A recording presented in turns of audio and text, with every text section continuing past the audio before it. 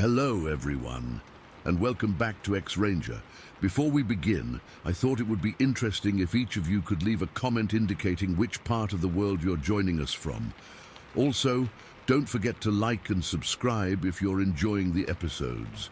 Now let's get comfortable, relax, and start our program.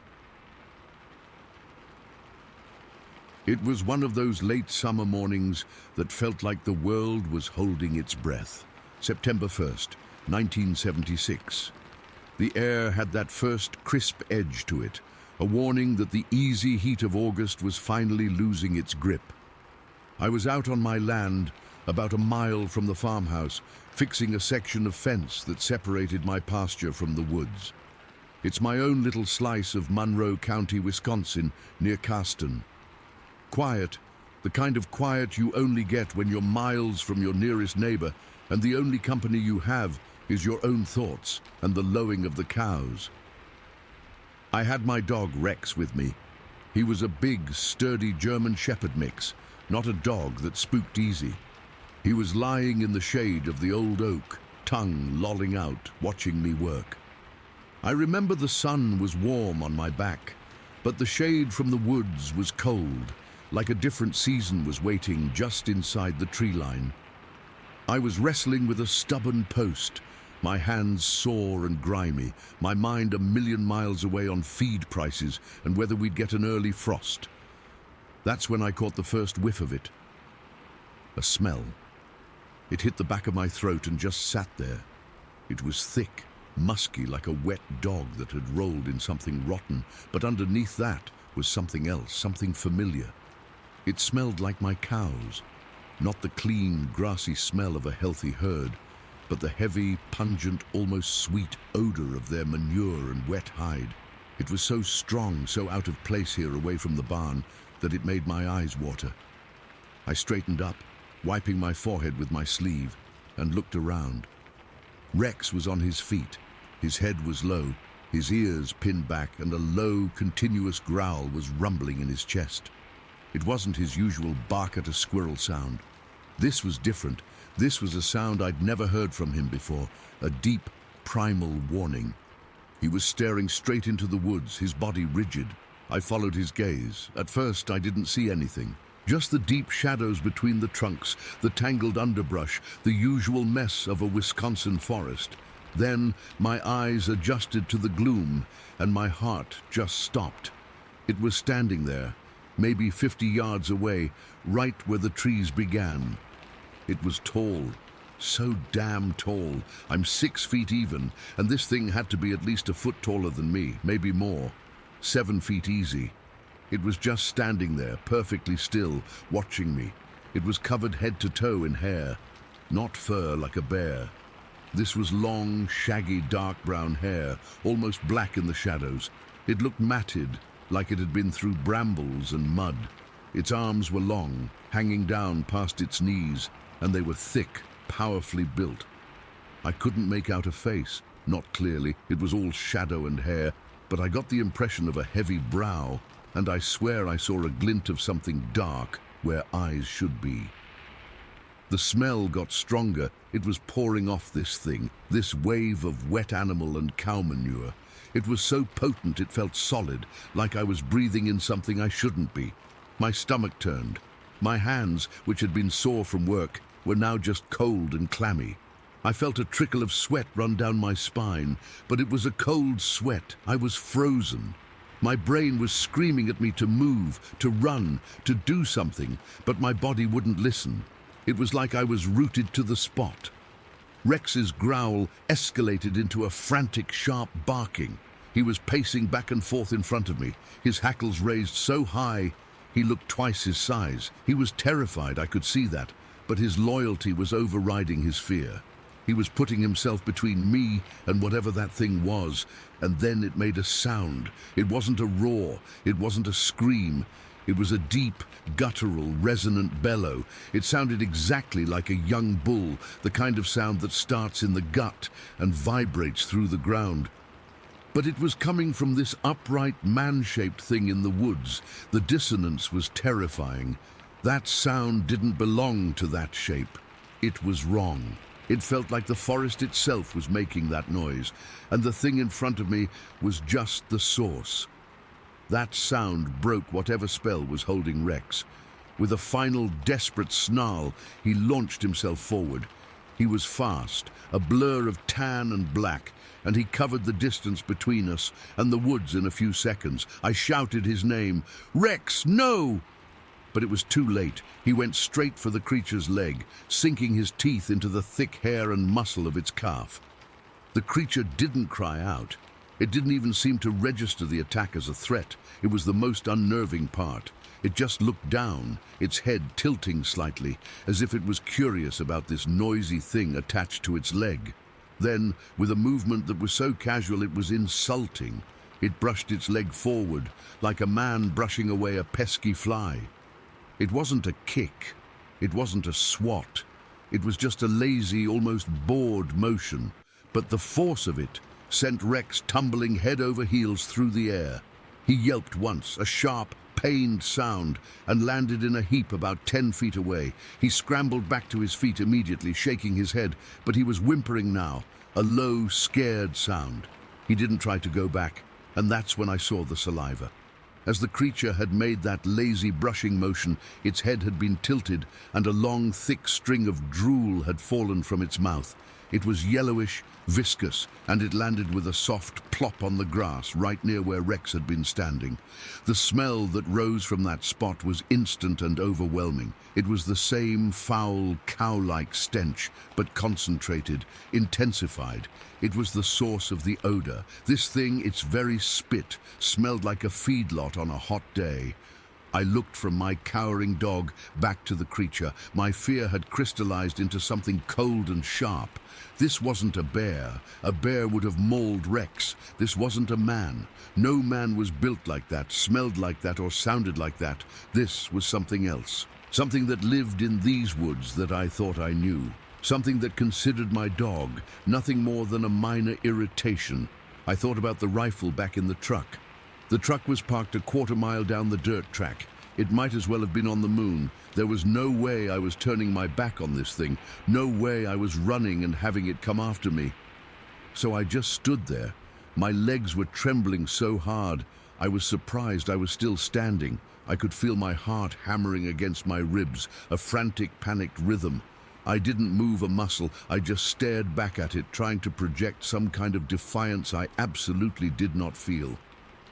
We stayed like that for what felt like an hour. It was probably only a minute. The creature just watched me.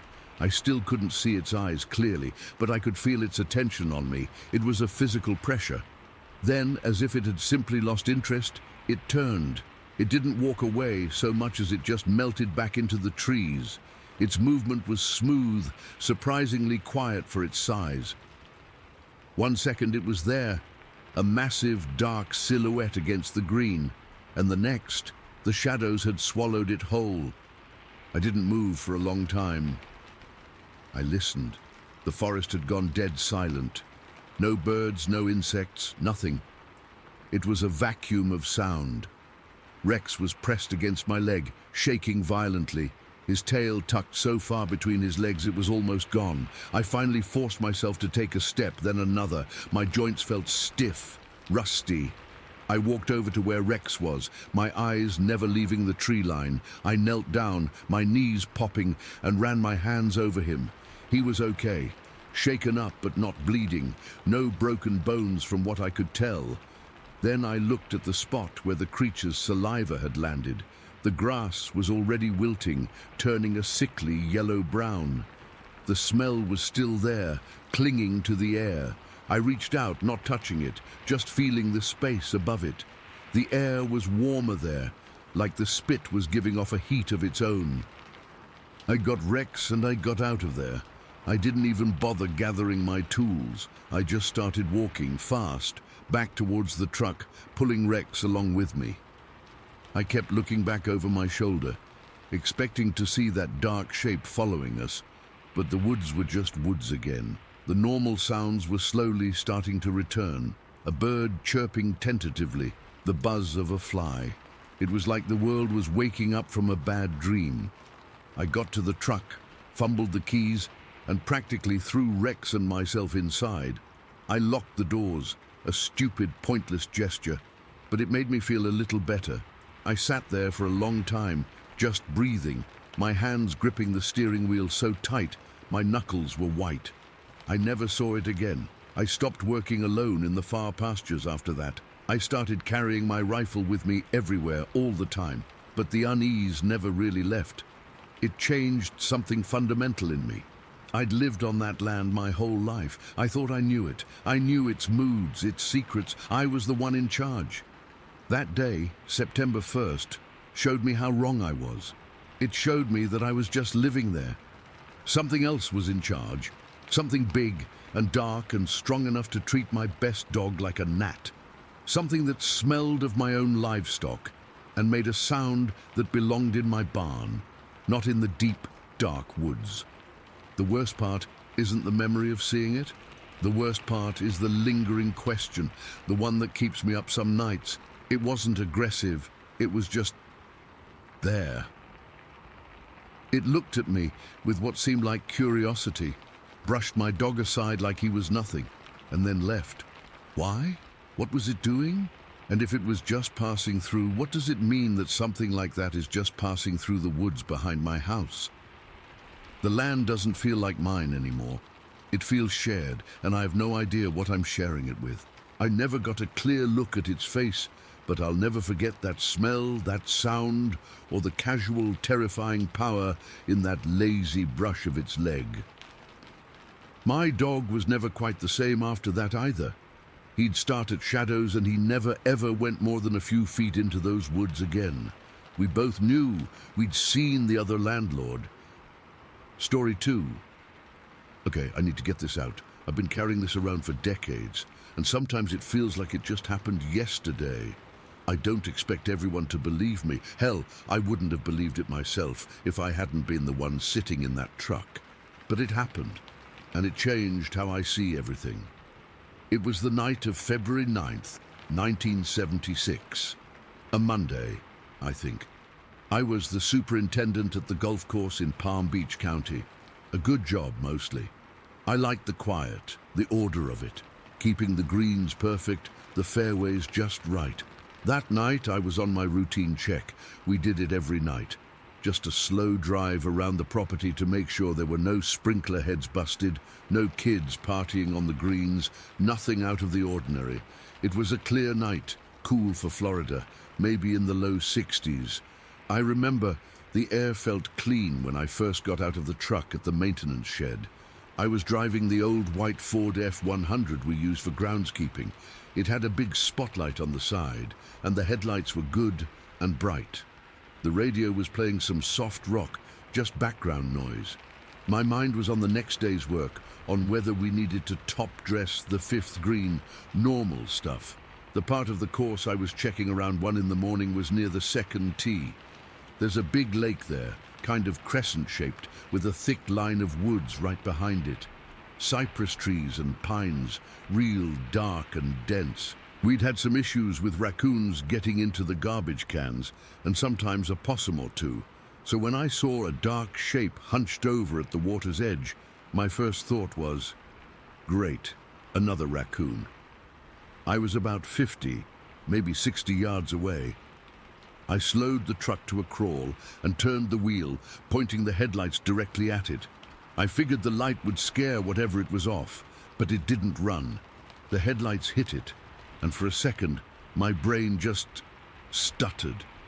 It wasn't on all fours. It was crouched down but upright, you know, like a person kneeling, and it was big, really big. It had its back to me, and I could see these huge rounded shoulders covered in what looked like wet, dark hair. It was cupping its hands, dipping them into the lake and bringing the water up to its mouth to drink.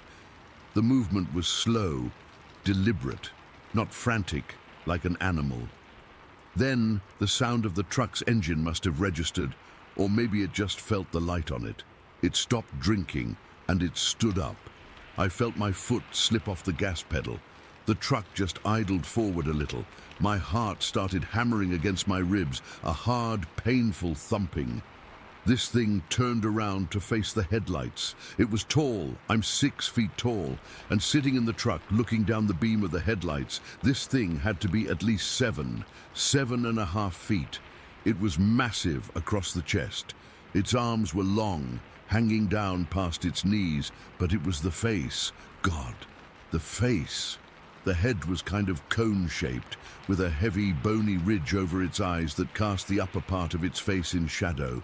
But its eyes, they caught the light and reflected it back at me, not like a cat's eyes, shiny green. These were a dull, deep red, like two dying coals in the dark.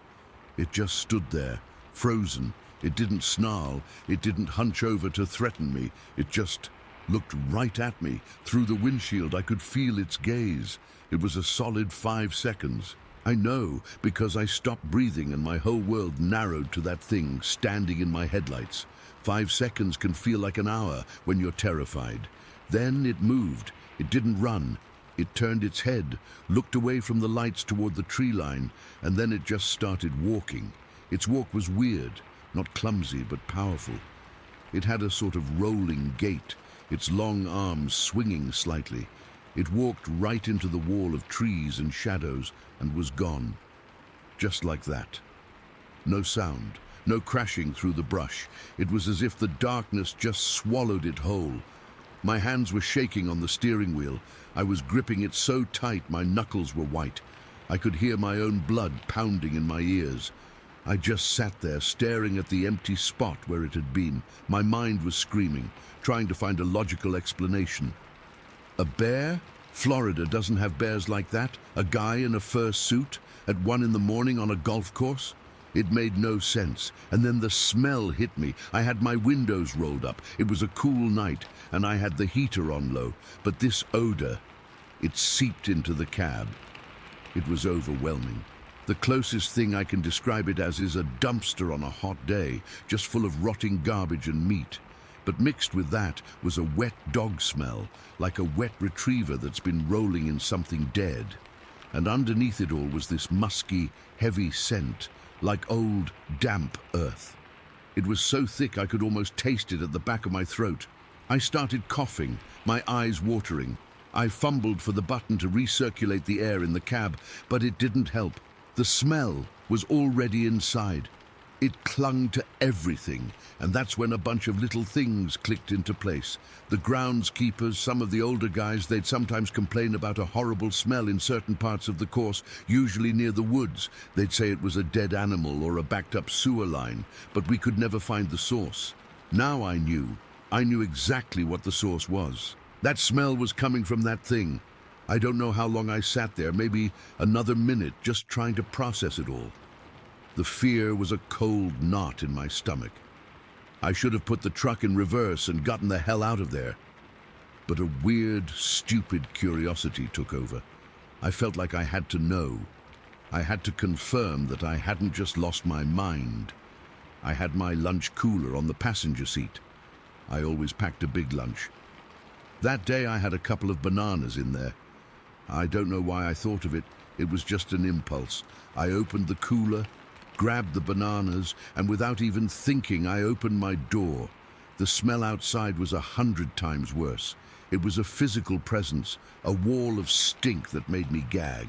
I chucked the 2 bananas, peel and all, toward the edge of the trees, near where the thing had disappeared. They landed in the grass, 2 yellow spots in the headlights. Then I slammed the door, put the truck in drive, and got out of there. I didn't look back. I drove straight back to the maintenance shed, my heart still going a mile a minute. I sat in the shed with the lights on, just trying to calm down. I kept telling myself it was a bear, a weird mangy bear. But bears don't walk upright like that for so long. They don't have those shoulders. They don't have eyes that glow red, and they sure as hell don't smell like a landfill mixed with a wet dog. An hour passed. The clock on the wall ticked so loud, I kept looking out the window, expecting to see those red eyes in the dark. But there was nothing, and that curiosity started gnawing at me again. What if the bananas were still there? Then I could convince myself it was just a weird hallucination brought on by stress or lack of sleep. But if they were gone, I got back in the truck. My hands were still unsteady. I drove back to the second tee, my high beams on, scanning the tree line for any movement. The place was dead quiet, no crickets, no frogs. It was an unnatural silence that made the hair on my arms stand up. I pulled up to the same spot. The headlights illuminated the grassy bank and the edge of the woods. I looked to where I had thrown the bananas. They were gone. I didn't just mean they weren't there. I mean there was no sign of them. No peel, no squashed fruit, nothing. I got out of the truck again. The smell was mostly gone, just a faint, nasty hint in the air. I walked over, my flashlight beam dancing over the grass. I looked for tracks, for anything. The ground was a little soft near the water, and I saw them. There were footprints, not human footprints. They were huge, maybe 16, 18 inches long. They were wide, and I could see the impression of 5 toes, but the shape was all wrong. They were deep, like whatever made them was incredibly heavy. They led from the water's edge to the trees, and right where I had thrown the bananas, the grass was matted down, and the footprints were all scuffed up, like something had stood there for a moment. There were no animal tracks, no raccoon paws, no deer hooves, no signs of a struggle. It was just those big, inhuman footprints, and the bananas were vanished. That was the moment the real terror set in. Not the jump scare fear from when I first saw it, but a deep, cold, sinking dread. This was real. Something that wasn't supposed to exist was living on my golf course. It had been drinking from the lake. It had stood and looked at me, and it had taken the bananas. I got back in the truck and drove home. I didn't sleep that night. I just lay in bed, staring at the ceiling, seeing those red eyes every time I closed mine. The smell seemed to be stuck in my nose for days. The next day, I went to work like nothing happened. I had to, but around mid-morning, I couldn't keep it in. I told a couple of the guys, younger guys I worked with regularly. I said, "You're not going to believe what I saw last night." I told them the whole thing, leaving out the part about the bananas, because that sounded even crazier. They laughed. One of them, a kid named Mike, slapped his knee and said, "Boss, you've been hitting the bottle on the job." They thought it was a great joke. The superintendent sees a monster. I forced a smile, played it off. Yeah, maybe I need more sleep. But later, I was in the equipment barn with a couple of the older guys who'd been working Florida land their whole lives. I mentioned it again, more casually this time. I just said, "Saw something weird by the lake last night. Big smelled awful." They stopped what they were doing. One of them, Carl, a man in his 60s with leathery skin from years in the sun, looked at me and his face got serious. He didn't laugh. He just nodded slowly. "Skunk ape," he said, his voice low. The other guy, Frank, grunted in agreement. "Yep, people see 'em, not many, and they don't like to talk about it, but they're around. In the swamps, the deep woods, smell like death, they say." That was it. They didn't elaborate. They didn't make a big deal out of it. They just confirmed it, like confirming that alligators are in the water. It was just a fact of life, a rare one, but a fact. That chilled me more than anything. Their calm acceptance. It meant I wasn't the first, and it meant I probably wouldn't be the last. I never saw it again. I did my night checks for years after that, but I never went alone near that second tee after dark if I could help it, and I never ever rolled my window down if I caught a whiff of something foul on the night air. That smell, I'll never forget that smell. To this day, if I'm taking out the garbage on a hot afternoon and I get a strong whiff of rotting food, my heart skips a beat, my skin goes cold. For a split second, I'm not in my backyard. I'm back in that truck, the steering wheel cold in my hands, staring into those 2 red eyes in the dark, with that unimaginable stench filling my lungs. It's a piece of that night that never left me. I can't explain what it was. I just know what I saw and what I smelled, and that some things you can't unsee. Story 3. Okay, I'm just going to type this out because I need to get it off my chest. I've been sitting on this for a while now, and every time I think about it, my hands start shaking. This happened last summer in Tennessee. Me and two of my buddies, we'll call them Jake and Mark for simplicity, though those aren't their real names, decided to go hunting. We'd been planning it for weeks, looking forward to getting away from work and just spending a couple days in the woods. We're not hardcore hunters or anything, just guys who like to get out there, maybe bag a deer if we're lucky, and relax around a fire. That morning we drove out to this spot we'd been to before, about 2 miles into the woods from where we parked the truck. It was one of those humid summer days where the air feels thick and heavy, and the sunlight filters through the trees in a way that makes everything look hazy. We set up camp near a small clearing, built a fire pit, and got our gear sorted. I remember feeling pretty good, joking around with the guys, the usual stuff. But as the day went on, I started noticing something was off. Usually, when you're out in the woods like that, you hear birds chirping, squirrels rustling in the leaves, maybe see a deer or two in the distance. But that day, it was dead quiet, I mean eerily quiet, like the kind of silence that makes your ears ring. I mentioned it to Jake, and he just shrugged it off, said maybe the animals were spooked by something. But Mark, he's the more observant one, he pointed out that we hadn't seen any tracks or scat either. Nothing. It was as if every living thing had just packed up and left. We decided to stick close to camp and wait it out, thinking maybe we'd spooked them ourselves when we arrived. Around midday, we built a bonfire to cook some food and just hang out. The fire crackled, and for a little while things felt normal again, but then, as the sun started to dip lower, I heard something. It was a steady, heavy pacing sound coming from a hill behind our bonfire. Not like an animal running or anything, but a slow, deliberate walk, thump, thump, thump. It was rhythmic, like someone or something was walking back and forth up there. I looked at Mark, and he had this tense expression on his face. "You hear that?" he whispered. I nodded, and we both strained to listen. The pacing kept going, and it was getting louder, like whatever it was getting closer. My heart started pounding in my chest. I've been in the woods plenty of times, and I've heard all sorts of noises, bears, coyotes, you name it, but this didn't sound like any of them. It was too heavy, too purposeful. Jake, who's always been the brave one, grabbed his shotgun, a 12-gauge pump action we'd brought for protection, and said he was going to check it out. He told us to stay put, that he'd be back in a few minutes. I didn't like the idea, but he insisted. He headed off toward the hill, and Mark and I stayed by the fire, trying to act calm, but both of us were on edge. The pacing stopped for a minute, and then we heard Jake's voice shout something, but it was muffled by the trees. Then, all of a sudden, we heard the shots, 6 of them, one right after the other, rapid fire, bang, bang, bang, bang, bang, bang.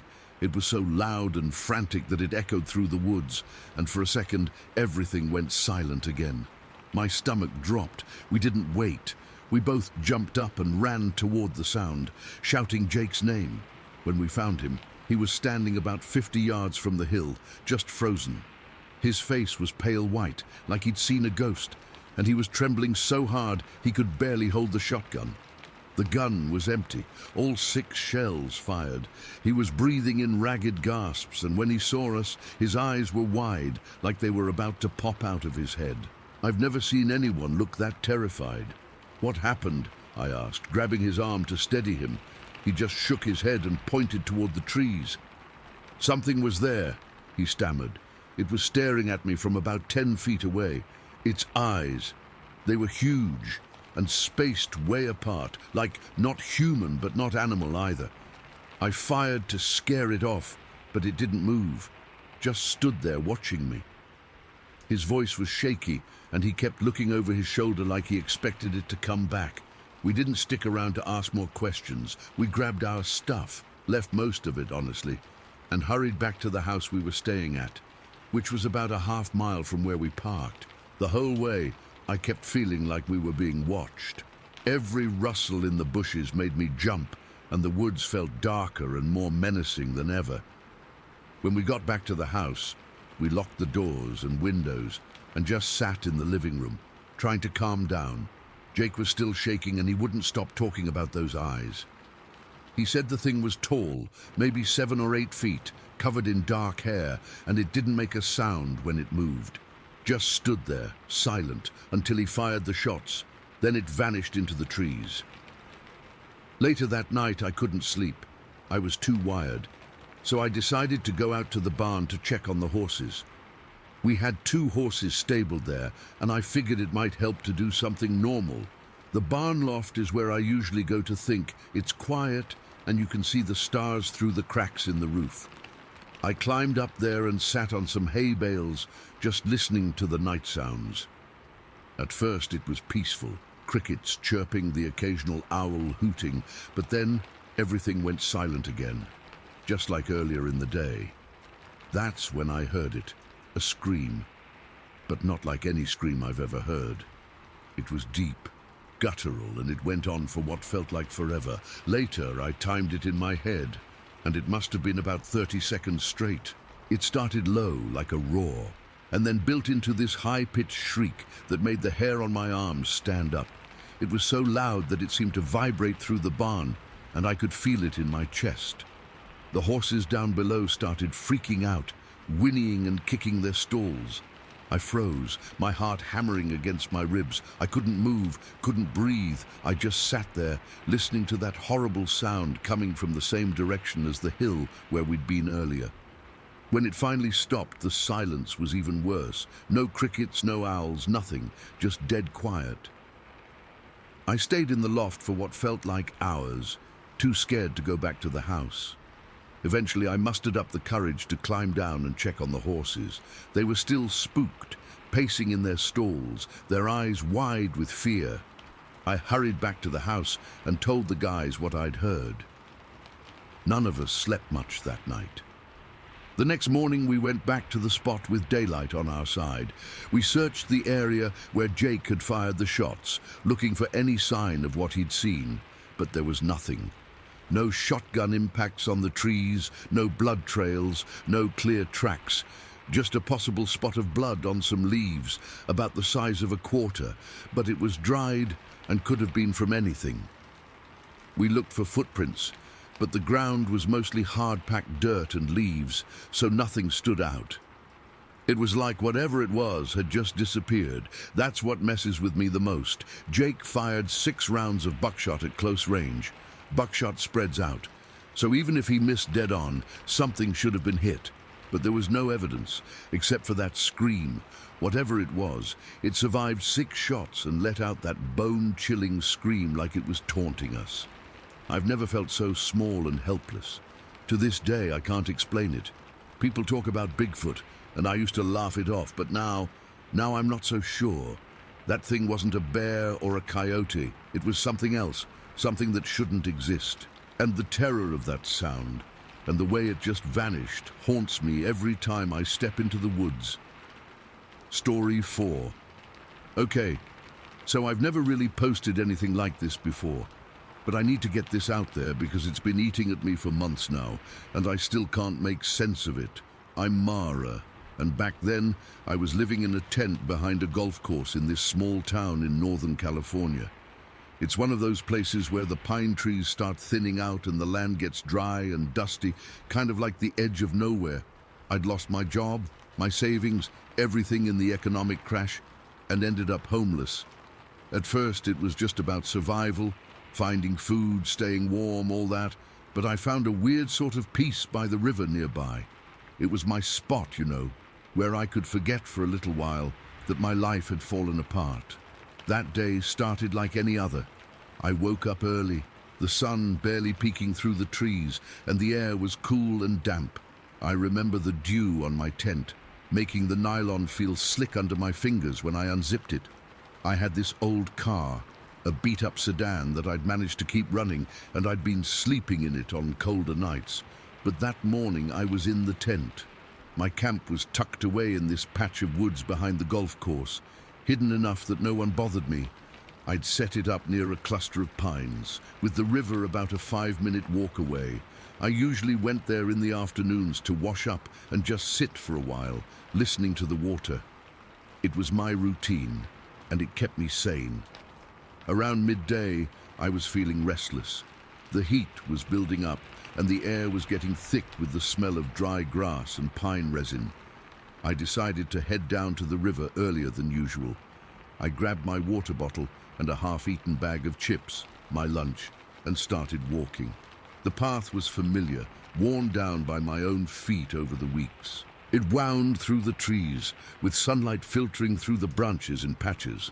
I could hear birds chirping, the usual stuff, and my mind was wandering, thinking about how I might scrape together enough money for a real meal soon. When I got to the river, something felt off right away. It was too quiet. Normally there'd be squirrels chattering or the rustle of leaves, but today it was like someone had hit mute. The river was still flowing, but the sound seemed distant, like it was coming from far away. I slowed down, my skin prickling. I've always been kinda jumpy since living out here, but this was different. It was a deep, gut feeling that something wasn't right. I crouched down behind a fallen log, peering over it toward the shallows where I usually sat. That's when I saw them, 2 figures playing in the water. At first, I thought they were young bears. I'd seen bears around before from a distance, and these things were about that size, maybe 4 feet tall, covered in dark, shaggy hair. But then one of them stood up on its hind legs, and my breath caught in my throat. It wasn't a bear. Its stance was too upright, almost human, but not quite. It had these wide-set eyes that seemed too big for its face, and a flat, broad nose. The other one did the same, and they were splashing each other, making low, guttural sounds that weren't like any animal I'd ever heard. My heart started pounding so hard I could feel it in my ears. I stayed frozen, my hands gripping the rough bark of the log. I remember the dampness seeping through my jeans from the ground, and the smell of wet earth filling my nose. I tried to tell myself it was just bears, but my brain wouldn't accept it. Their faces, they had this almost human quality, but twisted, like something out of a nightmare. Their eyes were dark and intelligent, and when one of them turned its head, it seemed to look right at me. I don't know if it saw me, but in that moment, I felt like I was intruding on something private, something I wasn't supposed to see. Then it hit me. If these were juveniles, the adults had to be nearby. The thought made my blood run cold. I'd heard stories about Bigfoot, but I always dismissed them as folklore. Now here I was, staring at 2 of them, and all I could think was that I needed to get out of there before something bigger showed up. I started backing away slowly, trying not to make a sound. Every twig under my feet felt like a gunshot. My muscles were tense, and I could feel sweat trickling down my back despite the cool air. As I moved, one of the creatures let out a low huff, and they both stopped playing. They turned toward the woods, and I ducked lower, my heart hammering against my ribs. I could hear my own breathing, shallow and rapid. I waited, not daring to move, for what felt like an eternity. Then, from deeper in the trees, came a deep, rumbling growl. It wasn't loud, but it vibrated through the ground, and I felt it in my bones. That's when I knew I wasn't safe. I didn't wait to see more. I scrambled to my feet and ran. I didn't care about being quiet anymore. I just had to get back to my camp. Branches slapped against my face and arms, and I could feel scratches stinging as I pushed through. My lungs burned, and my legs felt like jelly, but I didn't stop. All I could think about was that growl and the idea of something massive chasing me. I kept glancing back, but I didn't see anything, just the shadows between the trees moving in a way that made my stomach clench. When I burst into my camp, I was gasping for air. My hands were shaking so bad, I could barely unzip the tent.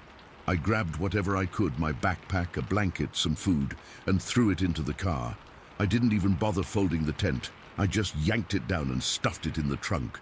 The whole time, I kept expecting to hear footsteps or another growl, but it was eerily quiet. The only sounds were my own ragged breathing and the rustle of my movements. I jumped into the driver's seat and locked the doors. My whole body was trembling, and I had to grip the steering wheel to steady my hands. The car smelled like old fast food and sweat, but in that moment, it felt like the safest place in the world. I started the engine just to have the noise and sat there for a while trying to calm down. But every little sound, a bird chirping, the wind rustling leaves, made me jump. I kept staring out the windows, half expecting to see one of those things staring back at me. As the afternoon wore on, the fear didn't fade. It settled into a dull, constant ache in my chest. I decided to drive away, but I didn't have anywhere to go, so I just sat there in the parking area near the golf course with the engine off to save gas. The sun started to set, casting long shadows through the trees, and the temperature dropped. I wrapped myself in the blanket I'd grabbed, but I couldn't stop shivering. It wasn't from the cold, it was pure adrenaline and fear. I kept replaying what I'd seen in my head. Those creatures, their movements were so fluid, so purposeful. They weren't just animals, they seemed aware, almost curious, and that growl from the woods. I couldn't shake the feeling that I'd stumbled into their territory, and they knew it. The solitude I'd cherished by the river now felt like a trap. Every rustle outside the car made my heart skip a beat. At one point, I heard a heavy crunching sound, like something big walking through the underbrush. I held my breath, straining to listen, but it faded away after a few minutes. Night fell, and it was pitch black out there. No streetlights, just the moon casting a faint glow through the clouds. I tried to sleep, but every time I closed my eyes, I saw those wide-set eyes staring at me. I'd jerk awake, my heart racing, convinced I'd heard something. Around midnight, I heard a series of low knocks coming from the trees, like someone hitting wood with a stick. It was rhythmic, almost like a code, and it sent chills down my spine. I curled up in the seat, pulling the blanket over my head, like a kid hiding from monsters. But this was real, and I knew it. I must have dozed off eventually, because I woke up to the first light of dawn. My neck was stiff from sleeping in the car, and my clothes were damp with sweat. For a moment, I forgot where I was. But then it all came rushing back. I sat up slowly, peering out the windows. Everything looked normal. The trees, the golf course in the distance, the quiet morning air. But I didn't feel safe. I kept thinking about those creatures and what might still be out there. I spent the whole day in the car, too scared to leave. I ate some crackers from my backpack and drank water. But my appetite was gone. Every time I thought about going back to the river, my stomach twisted into knots. I knew I couldn't stay there forever, but I didn't know where to go. The fear had rooted itself deep inside me, and I felt like I'd lost the one place where I'd found any peace. That was the day everything changed for me. I never went back to the river after that, not for a long time.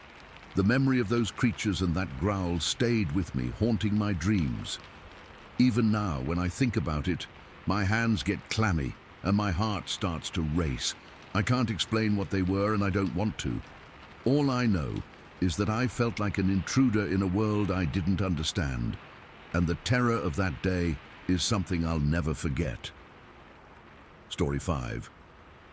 Okay, so I've been a fishing guide out here in the Merritt Island National Wildlife Refuge for about 12 years now.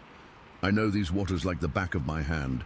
The twists and turns of the channels, the way the mangroves crowd in on you in some spots, the shallow flats where the redfish like to hide. It's my job to take people out, mostly folks from out of town, who want a taste of real Florida fishing, and I've always loved it. But there's this one morning that sticks with me, and I still get chills thinking about it. I've never really talked about it much because, honestly, who'd believe me? But since this is a place for sharing weird stuff, I guess I'll put it out there. That day started like any other. I woke up around 4 in the morning, my alarm buzzing on the nightstand. It was still pitch black outside, and the air had that heavy, damp feel you only get in Florida, thick with humidity, smelling like salt and mud. I threw on my usual gear, a worn-out t-shirt, some quick dry shorts, and my beat-up fishing boots. Grabbed my keys, a thermos of coffee, and headed out to the marina. The drive was quiet, just the hum of my truck and the occasional set of headlights from another early riser. When I got to the boat, I did my usual checks, fuel, engine, safety gear, all by the dim dock lights. The water was calm, barely a ripple, and the sky was starting to lighten up in the east, streaks of orange and pink bleeding through the darkness. My clients that day were two guys I'd booked a few weeks earlier. One was a Delta pilot, a tall, quiet guy with this steady demeanor, like he'd seen it all from 30,000 feet. The other was a lawyer, a bit more talkative, dressed in brand new fishing gear that still had the tags on, I think. We met at the dock around 5:30, shook hands, and I helped them load their gear onto the boat. It was a small, shallow draft skiff, perfect for navigating the tight spots in the refuge. I remember the lawyer joking about how he hoped we'd catch something big, and the pilot just nodded, sipping his coffee. I gave them the usual spiel about safety and what to expect, then we pushed off. The engine kicked in with a low rumble, and we started making our way out into the channel. The air was cool, but warming up fast, and the sun was just peeking over the horizon, casting long shadows across the water. I steered us through the maze of mangroves, their roots twisting down into the water like tangled fingers. The sound of the boat was loud in the stillness, but after a while it just blended into the background. The buzz of insects, the occasional splash of a fish jumping, the distant cry of a bird. I pointed out some spots where we might find redfish, and we chatted a bit about fishing and their jobs. The pilot said he flew international routes, so he was used to weird time zones, and the lawyer talked about some case he was working on. It was all normal, easy stuff. We reached the shallow flat I had in mind around 6:45 or so. The water here was maybe 2 feet deep, crystal clear in the morning light, with seagrass waving underneath. I cut the engine to a slow idle, and we started poling along, using a push pole to move quietly so we wouldn't spook the fish. The lawyer was on the bow, scanning the water, and the pilot was in the middle, just taking it all in. The sky was fully light now, a pale blue with a few clouds, and the heat was starting to build. I remember thinking it was going to be a good day. The fish were biting, and the clients seemed happy. Then, as we came around a bend in the channel, I saw something up ahead. At first I thought it was a log or maybe a large bird digging in the sand. We were about 100 yards out, and the sandbank was off to our right, a patch of white against the green mangroves. But as we got closer, maybe 70 yards, then 50, I realized it wasn't a log. It was a dark, hunched-over figure, bent at the waist, and it was moving, digging into the sand with its hands. My first thought was, is that a person? But it didn't look right. It was too big, too bulky, and the way it moved was off, like it was powerful but clumsy, almost animal-like. I slowed the boat even more, just drifting with the current, and I felt this knot tighten in my stomach. The pilot must have seen it too, because he leaned forward, his eyes fixed on the sandbank. The lawyer was still looking for fish, but then he followed our gaze and went quiet. We were maybe 40 yards away now, close enough to see details. The figure was covered in hair, a reddish-brown color, matted and thick, like it had been rolling in mud. It was still digging its back to us, and I could hear the faint sound of sand being shifted, a gritty, scraping noise. Then, all of a sudden, it stopped digging and stood up. I swear my heart just about leaped out of my chest. This thing was huge, 6.5, maybe 7 feet tall, with shoulders so broad they looked like a refrigerator. I'm not exaggerating. It was built like a linebacker, but covered in that hair, and it moved with a slow, deliberate grace that made my skin crawl. When it turned its head, I saw its face. It wasn't human, but it wasn't completely animal either. It had a flat nose, deep-set eyes, and a heavy brow, like something primitive. But there was intelligence there. It looked right at us. For a few seconds, everything just froze. The wind was blowing toward us, so it probably couldn't smell us, and the boat was barely moving, so maybe it didn't hear us, but it saw us. Its eyes locked onto ours, and I felt this cold dread wash over me. It wasn't a stare of curiosity or anger, it was just intense, like it was sizing us up, and I knew in that moment that we were in way over our heads. My hands were gripping the steering wheel so hard my knuckles turned white, and I could feel sweat trickling down my back despite the cool air. The lawyer was breathing heavily, and the pilot was dead silent, his face pale. Then the pilot whispered, so quiet I almost didn't hear him. That was a Sasquatch. His voice was shaky, but sure, and hearing him say that made it real. Up until then, part of me was trying to rationalize it. Maybe it was a bear or a guy in a costume, but no bear stands like that, and no costume moves that naturally. This was something else entirely. We didn't move. We just sat there, staring back, and I could feel the fear like a physical weight on my chest. My heart was pounding so hard I thought it might burst, and my mouth went dry. I kept expecting it to charge or something, but it didn't. It just stood there looking at us.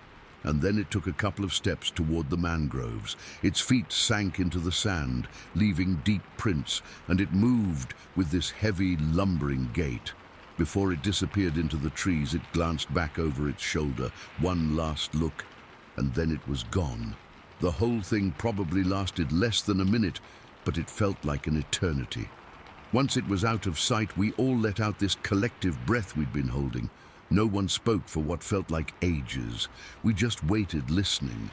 The normal sounds of the refuge, the birds, the water, seemed louder now, but there was no sign of it. No crashing in the mangroves, no more movement. It was like it had never been there. I finally managed to get my voice back and whispered, "We should go." The pilot just nodded, and the lawyer looked like he was about to be sick. I started the engine, keeping it as quiet as possible, and we slowly backed away from the sandbank. My hands were trembling so bad I could barely steer. We didn't talk much on the way back. The lawyer kept looking over his shoulder, and the pilot just stared ahead, his jaw tight. I tried to focus on getting us out of there, but my mind was racing. What the hell was that? I've spent years in these woods, and I've never seen anything like it. Bears don't stand upright for that long, and they don't have faces that look almost human. When we got back to the marina, it was still early, maybe 8 in the morning. The sun was fully up, and the place was starting to get busy with other boaters, but everything felt different. The colors seemed brighter, the noises sharper, like my senses were on high alert. We unloaded the gear in silence, and when we shook hands goodbye, the pilot looked me in the eye and said, "We don't talk about this, right?" I just nodded. The lawyer didn't say anything. He just hurried to his car. I spent the rest of the day in a daze. I went through the motions, cleaning the boat, restocking supplies, but my mind kept going back to that stare, that deep, penetrating look from something that shouldn't exist. I felt exposed, vulnerable, like I'd seen something I wasn't supposed to see. That night, I couldn't sleep. Every little noise outside made me jump, and I kept replaying the moment it stood up in my head, the way its muscles rippled under that hair, the way it moved. It was so powerful, so alien. I've been back to that area twice since then, once with another group and once alone, but I've never seen anything else. No tracks, no sounds, nothing. It's like it vanished into thin air. But that encounter changed me. I'm more cautious now, more aware of the shadows in the mangroves. Sometimes, when I'm out there early in the morning, I'll catch myself scanning the banks, half expecting to see it again. But I never do. And part of me is glad, because I don't know what I'd do if I did. That fear, that raw, gut-level terror, it's still with me. I can't explain what we saw, and I probably never will. All I know is that for a few seconds, on that sandbank, we came face to face with something that shouldn't be, and it's haunted me ever since. Story 6. That day started like any other in late fall. The air was getting crisp and the sun set early, painting the sky in oranges and purples before fading into dark. My son and I were finishing up chores. He was in his late teens then, a good kid, tough as nails from growing up on the ranch. We'd been checking fences in the south pasture because the cattle had been acting skittish for a couple of days. But we figured it was just coyotes or something. Nothing out of the ordinary. Just after dusk, we were heading back to the house in the truck when I noticed the herd bunching up near the tree line. Now, cattle do that when they're spooked, but this was different. They were packed tight, almost like a wall, and you could hear them lowing in a way that set my teeth on edge. It wasn't the usual nervous shuffle. It was pure panic. My son pointed it out too, and we both slowed down, rolling the windows down to listen. That's when we saw them. At first, I thought it was shadows playing tricks. But then I realized there were three massive shapes moving at the edge of the pasture. They were upright, walking on two legs, and they were huge. The biggest one had to be over 8 feet tall, no joke. They were covered in dark, matted hair, almost black against the fading light, and they moved in a way that was too coordinated for animals. Not like bears stumbling around. These things were purposeful, like they were working together. My heart started pounding right then. I've been around wildlife my whole life, and I know what a bear looks like, what a moose looks like. This wasn't any of that. These things were solid, muscular, and they moved with a kind of grace that made my skin crawl. The air felt thick, and I could smell this weird mix of wet fur and something else like rotten meat drifting on the breeze. My son grabbed my arm, his fingers digging in, and he whispered, "Dad, what are those?" I didn't have an answer. We just sat there in the truck, engine idling, watching as they closed in on the herd. The lead one, the biggest, stepped forward, and I still can't believe I saw this. It just reached down and lifted a full-grown cow like it was nothing. I mean, that cow must have weighed over 1,000 pounds, and this thing hoisted it up like it was picking up a sack of feed. The cow let out this awful bellow, and the other two creatures flanked the herd, tackling animals and dragging them down. It was brutal, efficient, like they'd done it before. I've never felt so helpless.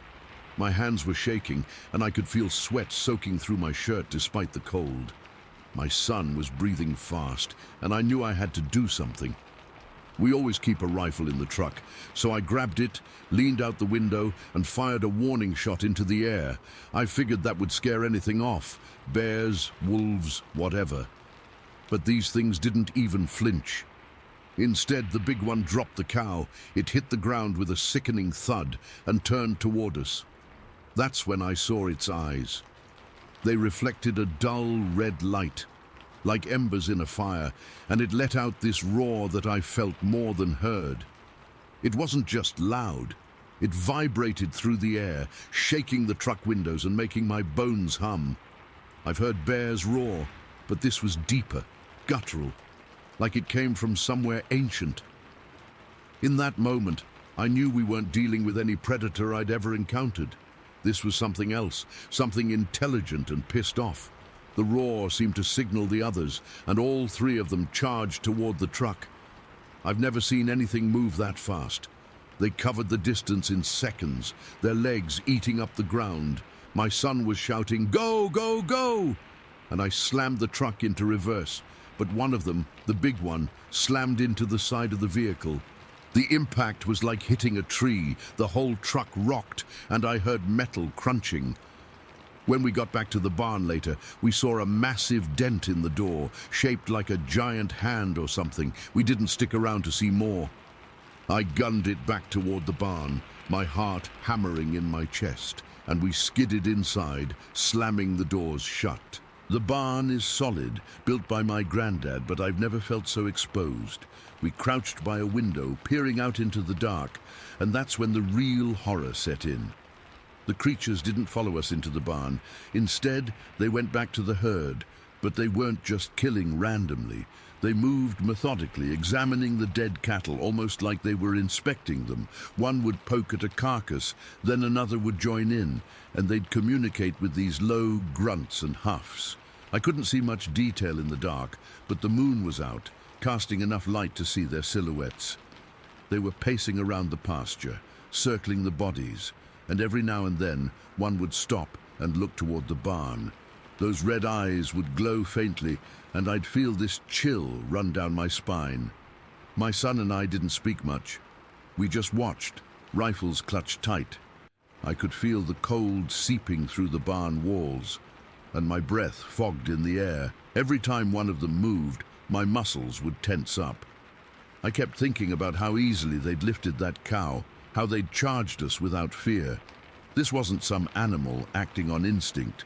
It was calculated, like they knew what they were doing.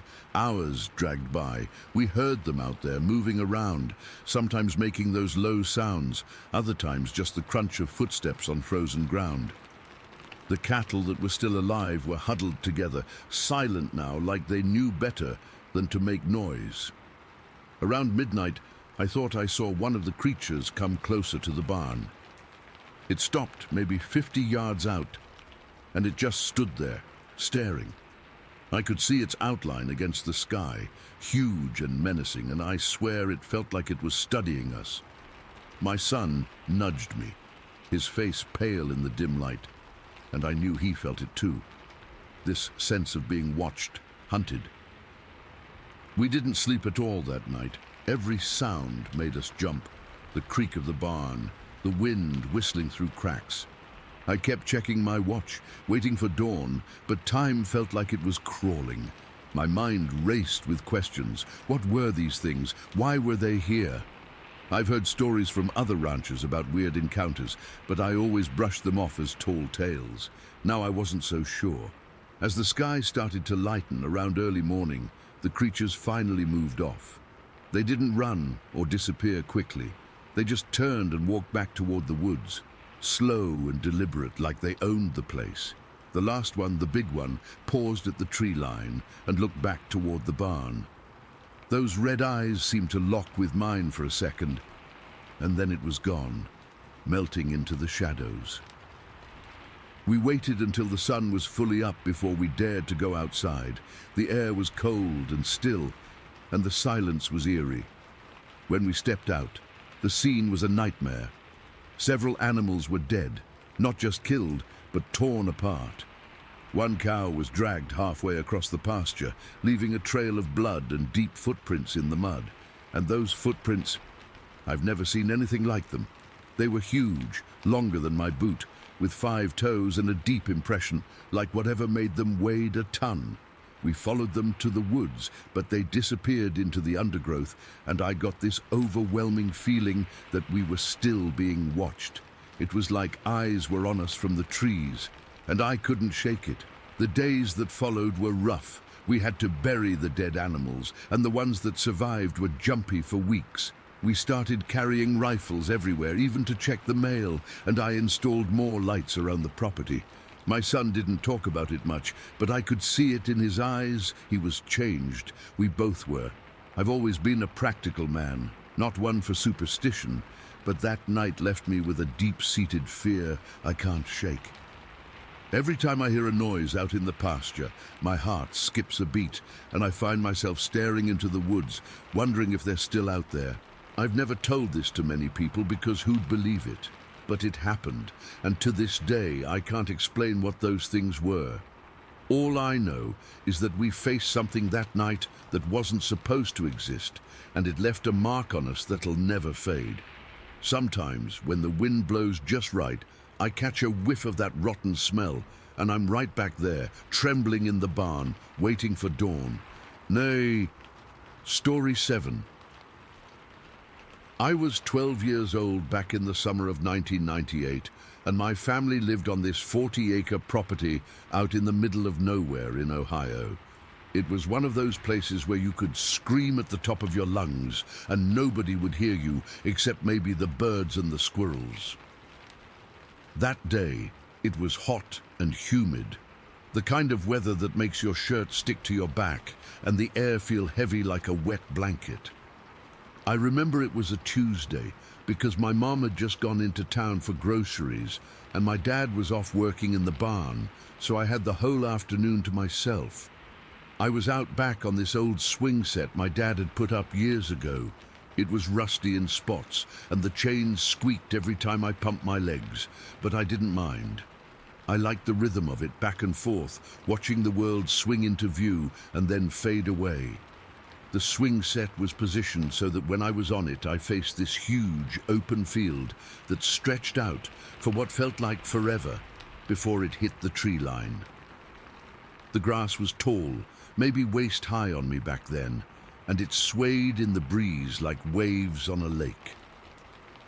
Beyond the field, there were dense woods on both sides, thick with oaks and maples that cast long shadows as the sun started to dip lower in the sky.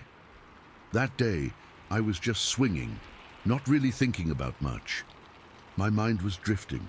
Maybe about school, starting up again in a few weeks, or the comic book I'd been reading earlier. I remember the smell of cut grass from where my dad had mowed near the house, mixed with the earthy scent of the field after a brief rain the night before. I could hear insects buzzing, the occasional bird call, and the creak of the swing chains. It was peaceful, the kind of quiet that makes you feel alone, but not lonely. I'd been swinging for maybe 20 minutes when I first noticed movement out of the corner of my eye. At first, I thought it was just a deer, or maybe a couple of dogs from a neighbor's farm. We had those around sometimes, but when I turned my head to look, my whole body went cold. 3 figures stepped out from the trees on the left side of the field. They weren't deer, and they sure as hell weren't dogs. They were massive, taller than any person I'd ever seen, and covered in dark, shaggy hair that hung off them like thick fur coats. The tallest one had to be at least 8 feet tall, with 2 others flanking it that were around 7 feet each. Their shoulders were huge, broad and powerful looking, and their torsos were thick, like they were built solid from head to toe.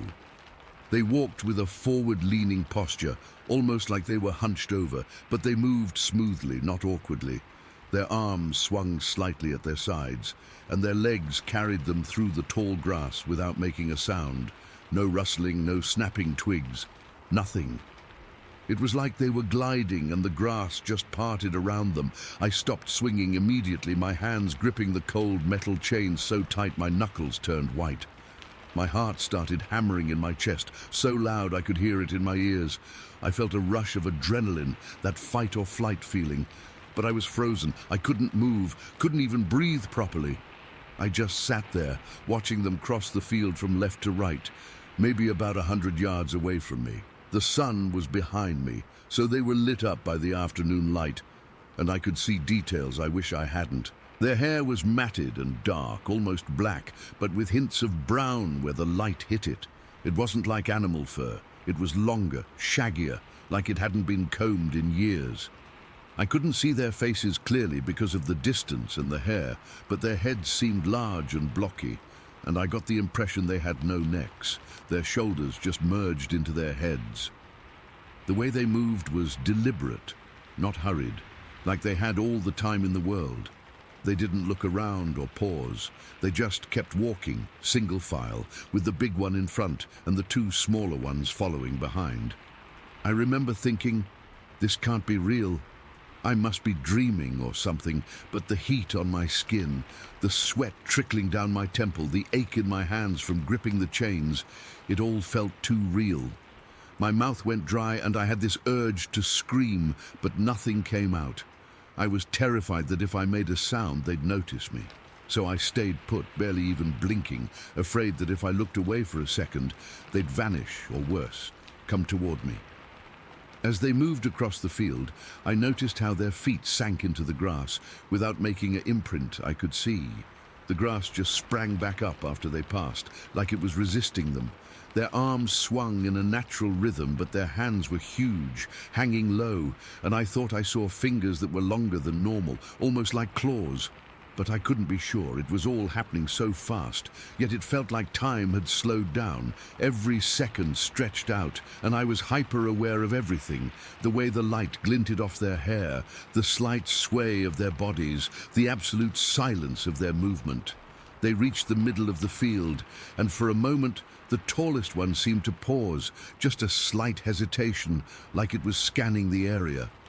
I held my breath, my heart pounding so hard I thought it would burst out of my chest, but it didn't look my way. It just kept going, and the others followed. They moved with a grace that didn't match their size, like they were part of the landscape, not intruders. It was eerie, how they belonged there more than I did in that moment.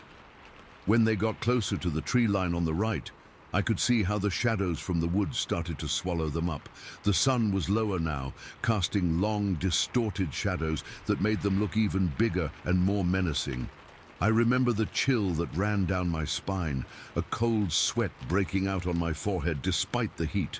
My legs felt weak, and I had to lock my knees to keep from sliding off the swing. I was shaking, a fine tremor that started in my hands and spread through my whole body. Then, just like that, they stepped into the trees and disappeared. One moment they were there, solid and real, and the next they were gone, swallowed by the darkness under the canopy. No sound, no rustle of leaves, nothing. It was as if they'd never been there at all. I sat there for what felt like an eternity, staring at the spot where they'd vanished. My mind was racing, trying to process what I'd just seen. Bigfoot? Sasquatch? I'd heard stories, of course.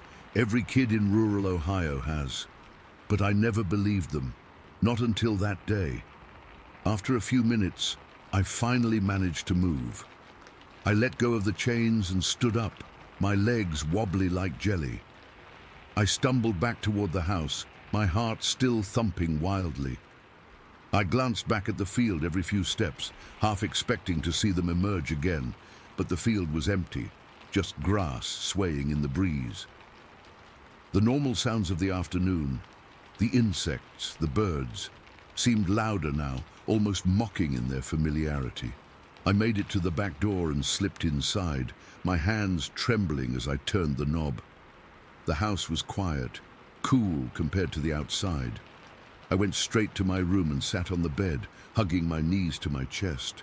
I could still smell the outside on my clothes, that mix of grass and sweat, and it made me feel sick. I kept replaying the scene in my head, the way they walked, their size, the silence. It was burned into my memory, vivid and terrifying. I thought about telling my parents when they got home. My mom would be back soon, and my dad was probably finishing up in the barn, but every time I imagined saying the words, I saw 3 big hairy creatures in the field. It sounded crazy. I was just a kid. They'd think I was making it up, or that I'd been in the sun too long. Maybe they'd laugh it off or tell me to stop watching scary movies, so I decided not to say anything. I buried it, locked it away like a secret. The rest of the day, I stayed inside, avoiding the windows that faced the field. When my mom came home, she asked why I was so quiet, and I just shrugged and said I was tired. I helped her put away groceries, my hands still shaking a little, and I tried to act normal. But inside, I was a mess. Every creak of the house made me jump, and when dusk fell, I couldn't bring myself to look outside. I kept thinking about those things, wondering if they were still out there, watching. That night, I barely slept. I lay in bed, staring at the ceiling, and every time I closed my eyes, I saw them walking across that field. The image was seared into my brain, the shaggy hair, the forward lean, the utter silence. I felt a deep, primal fear that I'd never experienced before. Not just fear of the unknown, but fear that I'd witnessed something I wasn't supposed to see, something that shouldn't exist. The next morning, I woke up exhausted, and the first thing I did was look out my window toward the field. It was just grass and trees, peaceful in the morning light, but I knew what I'd seen, and that knowledge settled in my gut like a stone. I never went back to that swing set alone after that day. Whenever I played outside, I stuck close to the house, and I always kept an eye on the tree line. Years have passed since then, and I've never told anyone about it until now. I've read stories online, accounts from other people who've seen similar things, and it helps to know I'm not alone. But that day in the summer of 1998, on my family's property in Ohio, I saw something that changed how I see the world. Those silent giants crossing the field. I don't know what they were, but I know they were real. And sometimes, when I'm out in the woods or driving through rural areas, I still get that chill, wondering if they're still out there, moving through the shadows, quiet as ghosts. Story 8. It was a Tuesday, I think. Yeah, a Tuesday. Middle of the week, nothing special. I'd finished my shift around 10 at night and decided to take the long way home. I do that sometimes. Just drive. Helps me unwind, you know? Lets my brain settle after a day of dealing with, well, everything. My route took me along this old county road that skirts the base of the Cascades. I know it like the back of my hand, driven it 100 times, day and night. It's a narrow strip of asphalt, cracked and patched up, with a deep ditch on one side and a wall of pine and fir trees on the other. That night, it was cold. Not winter cold, but that wet, biting chill that gets right into your bones. A fine drizzle was coming down, not really rain, just enough to make the road shine black under my headlights and keep my wipers on the slowest setting. I had my window cracked open an inch or so. I like the smell of the wet pine and the damp earth. It's clean. It smells real. I was just driving, not really thinking about much, just watching the yellow line disappear under my hood. The radio was off. It was just me and the sound of my tires on the wet road. Then I saw something move in the ditch up ahead on the right. My brain automatically went to deer. You see a lot of deer out there, especially around dusk and dawn. They freeze in the headlights and you have to slow right down or you'll hit one. So I lifted my foot off the gas and my hand went to the wheel, ready to steer around it. But as I got closer, my high beams caught it and my stomach just dropped. It wasn't a deer. It was way too big. And it was crouched down low, like it was trying to stay hidden or was drinking from the water in the ditch. It was covered in this long, shaggy hair, dark brown or black, and it was soaked from the drizzle, plastered to its body. It looked heavy. I remember thinking it looked like a wet rug was draped over it.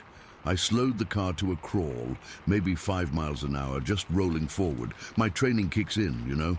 Assess the situation, identify the threat, and then it turned its head. It looked right at me. The head was huge, and it sat on these massive shoulders with no real neck to speak of. The face, God, the face. It wasn't an animal's face. It was broad and flat, with skin that looked thick and leathery, like an old saddle. It had a heavy, bony brow that shadowed its eyes, but I could see them. They were set deep in its skull, and they were this weird, glowing amber color. Not like a reflection, but like they were lit from within. And they were intelligent. That's the part that really got me. They weren't dumb, scared animal eyes. They were looking at me, processing me. Below that, it had a wide, flat nose, almost like a gorilla's, but flatter. Its mouth was a straight line, just a grim slash in that leathery face. My heart was hammering against my ribs so hard I could feel it in my throat. I was a Marine. I've been in firefights. I'm a police officer. I've had guns pulled on me. But this was a different kind of fear. This was a deep, primal terror. This thing shouldn't exist. My mind was screaming that at me. This is not possible. Then it moved. It uncoiled from that crouch, and it just kept rising. It was enormous. I'm 6 feet tall, and this thing made me feel like a child. It had to be over 8 feet tall, easy. Its arms were ridiculously long, hanging down past its knees, ending in hands that I couldn't see clearly. But they looked big and blunt. Its chest was barrel-shaped, massive, and because the air was so cold, I could see steam coming off its body in little clouds. It was breathing, and its body heat was meeting the chilly, damp air. It took a step, one step, and it was on the road. The asphalt was slick and shiny, and it stood there, right in the middle of my lane, maybe 20 feet in front of my bumper. It was so big it blocked my entire field of view. It just stood there, staring directly at me through the windshield. It wasn't a scared look. It wasn't aggressive in a wild animal way. It was assessing. It was looking at my car, at me inside it, and it was figuring me out. I felt like a specimen under a microscope. I felt small, completely and utterly insignificant. This thing was an apex presence. I know that sounds dramatic, but it's the only way to describe the feeling. It was the top of the food chain, and it knew it, and it was letting me know it. I was frozen. My hands were glued to the steering wheel at 10 and 2. I couldn't look away from its eyes. Those amber eyes just locked onto mine. My breath was fogging up the inside of the windshield a little. I could hear the thump, thump, thump of my own heart in my ears, louder than the engine. Then it opened its mouth. It wasn't a snarl, it wasn't a growl, it was a roar, a deep, chest-rattling bellow that came from the very core of it. The sound was so low and so powerful, I didn't just hear it, I felt it. The air inside my car seemed to vibrate. The steering wheel vibrated in my hands. My teeth rattled. It was a sound of pure, raw power. I ducked. I didn't think about it. I just reacted. My shoulders coming up to my ears, my head dipping down. It was an instinct. Something inside me knew that sound was a threat on a level I couldn't comprehend. My right hand left the wheel and went for my sidearm. It was pure muscle memory. My fingers found the grip, the checkered texture of it, familiar and solid, in a world that had just turned upside down. I didn't draw it. I just held onto it. It was a comfort, a tiny piece of the world I understood. But looking at that thing, I knew that my 9mm was a joke. It would be like throwing a pebble at a grizzly bear, a really, really big, impossibly fast grizzly bear that shouldn't exist. After the roar stopped, the silence was even heavier. The echo of it seemed to get swallowed by the trees. The thing was still staring at me. Then it took a step forward, just one. It lowered its head, bringing that heavy brow down, its eyes still fixed on me. It was a posture, a display. It was intimidating me, and it was working. Every hair on my body was standing up. A cold sweat had broken out all over me, and I could feel it soaking into the underarms of my shirt. My mouth was so dry, my tongue felt like sandpaper. We stayed like that for what felt like an eternity. Me, crouched in my seat, hand on my gun, heart trying to beat its way out of my chest. It, standing in the road, a giant of wet hair and muscle and pure, terrifying dominance. I remember thinking, this is it, this is how I die, on a county road, ripped apart by a myth. And then it just turned. It was so fast. One moment it was facing me, the next it had pivoted on its feet and was facing the wall of trees. It took 3 strides. 3, that's all it took. They weren't running steps, they were these massive, ground-eating strides, and it vanished into the forest. It didn't crash through the undergrowth, it was just gone. The trees seemed to swallow it up without a sound. I sat there for a full minute, maybe 2, just staring at the empty spot on the road where it had been. The drizzle was still falling. My wipers swished back and forth, my engine was still running. Everything was the same, but everything was different. My hands were shaking. I had to consciously tell myself to breathe. In, out, in, out. I don't know what made me do it. Curiosity, stupidity, some leftover cop instinct to investigate. I put the car in park, my hand still trembling as I moved the gear shift. I drew my gun. I didn't care if it was useless. It was all I had. I opened the car door, the interior light clicking on, and I stepped out into the cold, wet night. The air smelled of wet pine and something else, something musky, like a wet dog, but stronger, earthier. I walked slowly to the spot where it had been standing. The road was wet, but there, in the mud and gravel at the edge of the asphalt, were footprints. I've seen a lot of footprints. Human, animal. These were different. They were human-like, but not human. They were huge. I knelt down, my knees cracking, and I looked at the one closest to me. It was pressed deep into the soft mud. It had to be nearly 18 inches long. The shape was vaguely human, a clear heel, a ball, 5 toes, but the proportions were all wrong. The foot was really wide, and the toes seemed long. They weren't splayed out like a bear's. They were in a row, and the depth of the impression, this thing weighed a ton, a literal ton. I shined my phone's flashlight around. There was a churned-up area in the ditch where it had been crouching. The grass and weeds were all flattened and torn. I stood up, my gun held down by my side, and I looked into the woods. It was pitch black in there. My phone light didn't penetrate more than a few feet. The trees were just a solid wall of darkness. It was so quiet. No crickets, no frogs, nothing. And then I heard it. It came from deep in the woods, not from right at the edge, but from way back in there. 3 sounds, 3 deep, hollow knocks. Thump, thump, thump. They weren't loud, but they carried. They sounded like someone hitting a massive hollow tree trunk with a giant wooden mallet. The sound was unnaturally clean and distinct in the quiet night. It wasn't a random noise. It felt deliberate, like a signal or a warning. That was it. That broke whatever spell had kept me there. A cold dread, colder than the night air, washed over me. I backed away from the tree line, my eyes locked on the darkness, my gun coming up instinctively. I got back in my car, fumbling with the door handle, my heart going 1,000,000 miles an hour again. I threw it in drive and stomped on the gas. The tires spun for a second on the wet pavement before they caught, and I sped off down that road like hell itself was chasing me. I didn't look back. I just drove. I drove all the way home, my hands clamped on the wheel, my knuckles white. I didn't report it. What was I going to say? Who would believe me?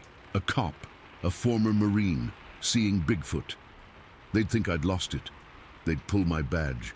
So I kept it to myself. But that forest, it feels different now. Heavier, like I'm being watched whenever I have to drive near it. And sometimes, not often, but sometimes, if I'm out there late and I roll my window down, I'll hear it faint from miles away. 3 deep hollow knocks, a reminder that I'm not at the top of anything, that something else is out there, something old and powerful and intelligent, and it's letting me know it's still there. Story 9. We were just messing around, really. I was grilling some burgers, and my boy, he's 10, was tossing a tennis ball for our dog, Buster, a lanky coonhound who was more lazy than anything. The fireflies were just starting to blink on and off, little dots of gold in the deepening blue. It was peaceful, normal, the kind of evening you take for granted until it's gone.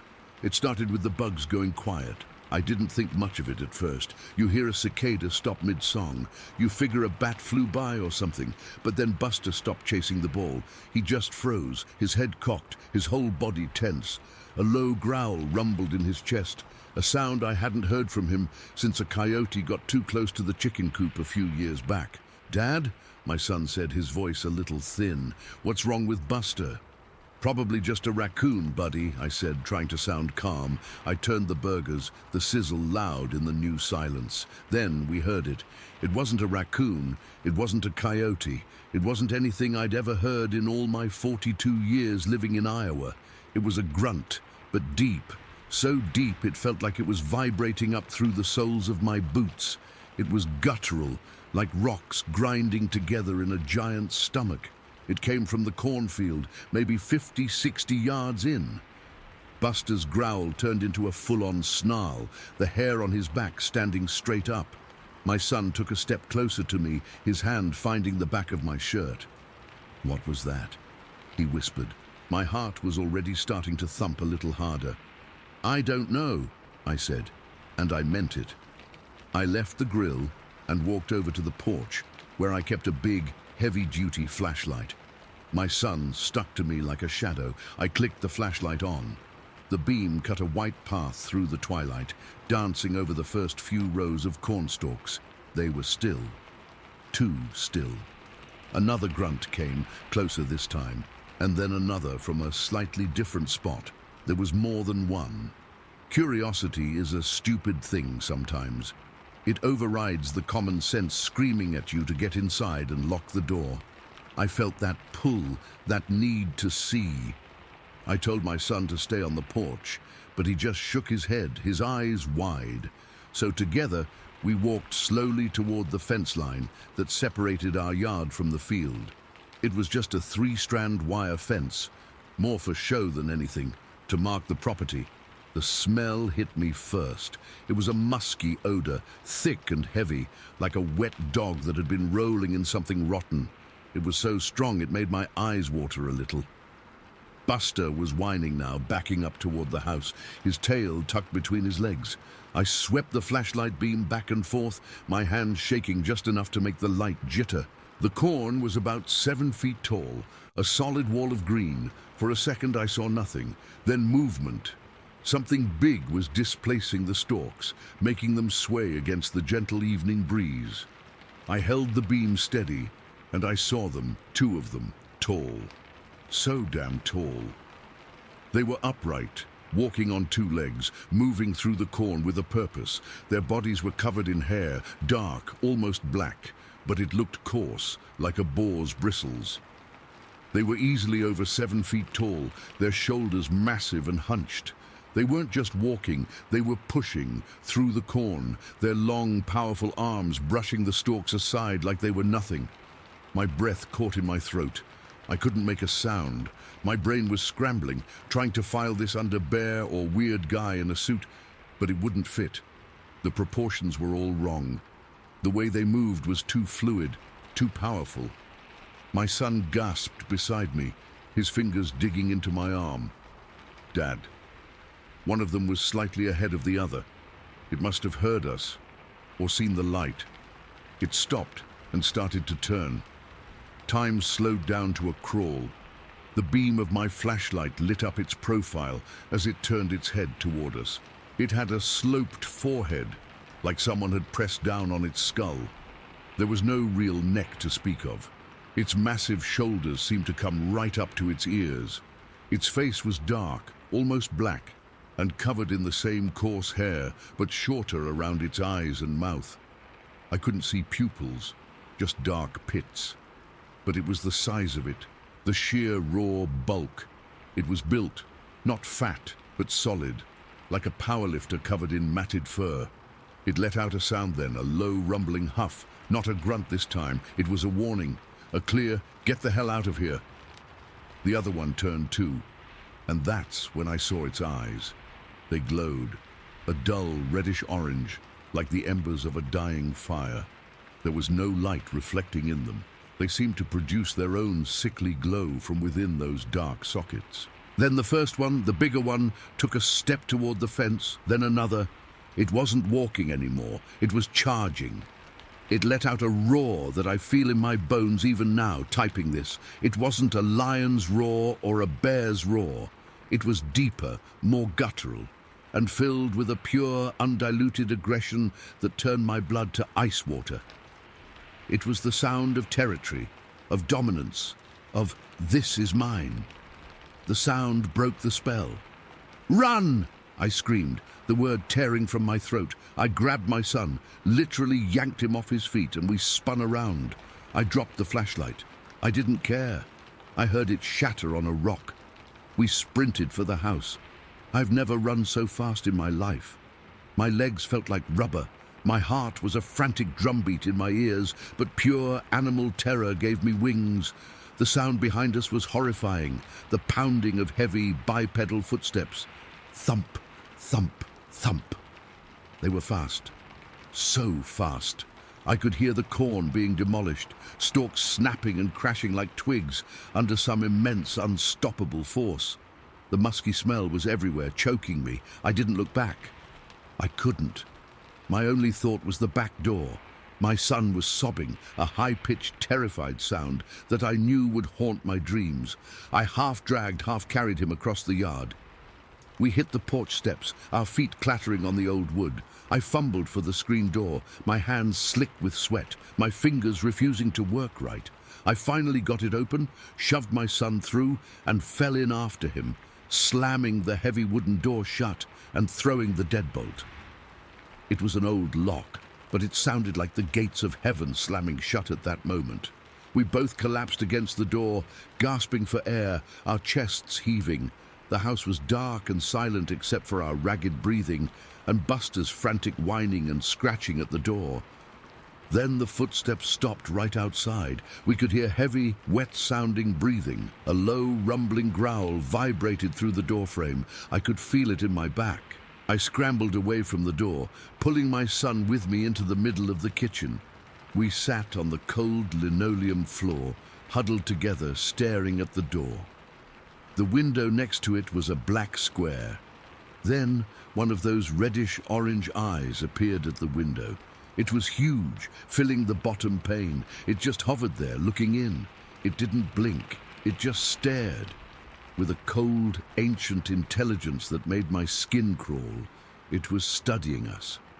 The larger one was right there, on our porch. I could see the top of its hairy, massive shoulder through the window. It let out that warning grunt again, a short, sharp huff that rattled the glass in the pane. It was a final statement, a period at the end of a sentence we never wanted to hear. Then the eye was gone. We stayed on that floor for what felt like hours, listening. We heard their heavy footsteps retreating, moving back across the yard and into the corn. The sound of them moving through the stalks faded, and eventually the crickets and cicadas started up again, tentatively at first, then in a full chorus. We didn't sleep. We didn't move from that spot. I held my son, and he held me, and we just listened to the normal sounds of a summer night, which now sounded like a lie. The sun came up eventually, casting long, safe-looking shadows across the kitchen. It took all the courage I had to get up and look outside. I peered through the window.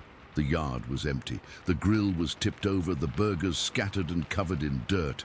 My shattered flashlight lay nearby.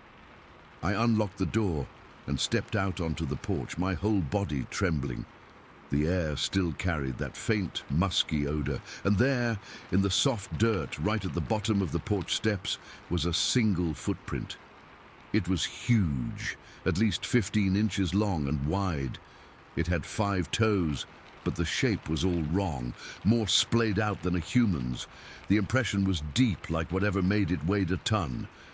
I walked slowly, like a man in a nightmare, toward the fence line. The corn was a wreck for a good 20-yard path leading right up to our property. Stalks were broken and trampled flat into the mud, and in that mud were more of those footprints, a whole trail of them, leading back into the depths of the field. We packed a bag that morning, got in the truck and drove to my brother's place in town. We never spent another night in that house.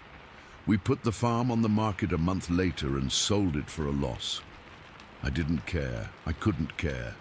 We moved into a little house in the middle of town, where the only thing outside my window is my neighbor's fence and the sound of cars. People ask why we moved. I just say the farm life wasn't for us. I can't tell them the truth. They'd think I'm crazy, but I know what I saw. I know what charged us. I know the smell of its breath and the feel of its rage. It wasn't a bear. It wasn't a man. It was something else. Something that belongs out there in the deep, dark places. Something that decided for one night that our backyard was its front yard, and it made sure we knew it. I still wake up sometimes, in the dead of night, hearing that guttural grunt, and I have to get up and check all the locks on the doors, even though I know, logically, we're miles away now. But that feeling, that primal, gut-level fear, it never really leaves you. It just finds a home inside you and waits. Story 10. Okay, so I've been sitting here for the last hour trying to figure out how to even start this. My hands are still shaking a little, and every time I think about it, my heart starts pounding all over again. I've lived on this property in Harrison County, Ohio, for more than 25 years now. And I've seen and heard some weird stuff over the decades. Stuff that's made the hair on my arm stand up more times than I can count. But what happened last weekend? I don't know. It's like everything before was just a warm-up, and this was the main event. I've never felt fear like that, not in all my life. It was last Saturday night, or really early Sunday morning, around 3 o'clock. I had some friends staying over, a couple from out of town who've heard me talk about the odd things here, but never really believed it until that night. We'd stayed up late, just chatting and having a few beers, and eventually we all turned in. I remember falling asleep pretty easily, the kind of deep sleep you get when you're tired and the house is quiet. Then, out of nowhere, I was jolted awake, not like when you roll over and wake up gently, but like someone had dumped ice water on me.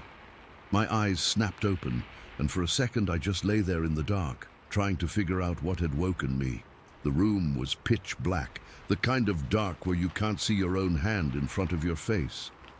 My heart was already thumping hard in my chest, and I could feel this cold sweat starting to prickle on my forehead. That's when I heard it, a loud rhythmic knocking sound from outside, wood on wood, like someone was hitting two thick branches together. It wasn't random. It came in bursts, 3 knocks, then a pause, then 3 more, over and over. The sound was so clear and sharp it cut through the silence like a knife. Each knock had this heavy, deliberate quality to it, like whatever was making it was putting real force behind it. I've heard woodpeckers and falling branches, but this was nothing like that. This was controlled, almost intentional. I sat up in bed, my ears straining, and the knocking kept going. It felt like it was coming from every direction at once, echoing through the woods around the house. My property backs up into a dense forest, thick with oaks and pines, and the ground is always damp and muddy, especially after the rains we'd had earlier in the week. There's no way anyone could be out there at that hour, not without a flashlight or some noise from walking, but I didn't hear any of that. Just this relentless knocking. Then I remembered my dog, Rex. He's a big mutt, part German Shepherd, and he's usually pretty calm. But about an hour before this, he'd started barking like crazy from the backyard. I'd been half asleep and thought maybe it was a raccoon or something, so I'd yelled at him to quiet down, and he eventually did. But now, lying there, I realized his barking had been frantic, different from his usual alert barks. It was like he was terrified, his voice high-pitched and desperate. At the time, I'd brushed it off, but now it all clicked together. The knocking went on for what felt like forever. But later, when we pieced it together, it was probably only about 5 minutes. In those minutes, though, time stretched out. I could feel every second ticking by, my breath coming in shallow gasps. I swung my legs out of bed, my feet hitting the cold wooden floor, and I crept over to the window. My curtains were drawn, but I pulled them back just enough to peer out into the darkness. The moon was hidden behind clouds, so all I could see were the vague shapes of trees swaying slightly in the breeze. No lights, no movement, just that knocking sound hammering away. My mind was racing. Over the years, we've had all sorts of strange things happen here. I've found tracks in the mud that look almost human, but too big, with toes that splay out in a way that doesn't match any animal I know. There've been screams from the woods that sound like a woman in agony, but higher and more guttural, something primal, and deer kills. I've come across deer carcasses that were torn apart, but not like coyotes or bears would do. It's like something just ripped them open and left them, no signs of a struggle, no tracks leading away. But these events were always sporadic, maybe a few times a year, and I'd started to think whatever it was had moved on, especially since things had been quiet for a while. But this knocking, it was different. It felt like a message or a warning. I could feel the vibrations of it in my bones, this deep, resonant thud that made the window pane rattle slightly. My hands were trembling as I held the curtain, and I had to force myself to breathe slowly, but it wasn't working. My chest was tight, and I could taste this metallic fear in the back of my throat. Then I heard movement from the other rooms. My guests were awake too. I heard their door creak open, and one of them whispered, "Did you hear that?" Their voice was shaky, barely audible over the knocking.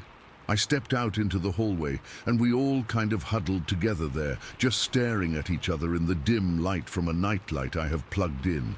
Their faces were pale, eyes wide, with this confusion and fear that mirrored my own. We didn't say much at first, just listened.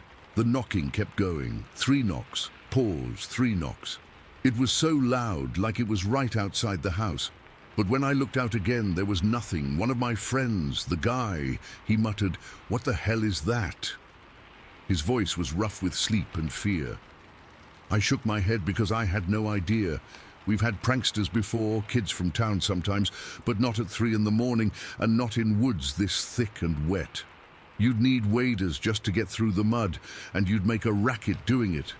But here, aside from the knocking, it was dead silent. No rustling, no footsteps, nothing. Then the woman, she said, "Do you smell that?" And that's when I noticed it too, this strong, musky odor hanging in the air. It wasn't like anything I'd smelled before, not like skunk or rotting leaves, but more like wet fur and something earthy, almost like a damp dog that's been rolling in dirt, but stronger, more pungent. It was so thick, it made my nose wrinkle, and I could feel it clinging to the back of my throat. My guests both mentioned it later. They said it was overwhelming, like it had seeped into the house somehow. We stood there in the hallway, just listening and smelling that odor, and the knocking went on. I remember feeling this cold dread creeping up my spine. My skin was crawling, like there were ants all over me, and I had to keep rubbing my arms to make it stop. My heart was beating so fast, I thought it might jump out of my chest. I've been scared before, but this was a different level. This was pure, primal fear, the kind that makes your legs feel weak and your head spin. We eventually moved into the living room, where we could see out the bigger windows. The knocking was still going, and now it seemed to be moving around, like whatever was making it was circling the house. 1 minute it sounded like it was from the east, near the old shed, then from the west, deep in the woods. It was impossible to pinpoint. We kept peering out, but the darkness was so absolute, it was like staring into a void. The trees were just black shapes, and the knocking echoed between them, making it sound like it was coming from everywhere at once. I tried to think logically. Could it be a person? But who would be out there in the middle of the night, in weather like this, just knocking wood? And why? It didn't make sense. The rhythm was too consistent, too purposeful. It wasn't random banging. It was like a pattern, almost musical in a creepy way. 3 knocks, pause, 3 knocks, over and over. I found myself counting them, my lips moving silently, and each set made my stomach clench tighter. My dog, Rex, was going nuts again from the backyard. I could hear him barking and scratching at the door, his claws scraping against the wood. He sounded terrified, not aggressive. Usually, if it's an animal, he'll growl or bark in a certain way, but this was pure panic. I thought about letting him in, but I was too scared to open the door. What if something was out there waiting? The thought made my blood run cold. We talked in hushed voices, trying to make sense of it. My friend said, maybe it's a tree falling or something. But trees don't knock in bursts like that. Another thought was wind, but there was barely a breeze, and the knocking was too sharp, too controlled. We ruled out everything we could think of, animals, people, natural causes, but nothing fit.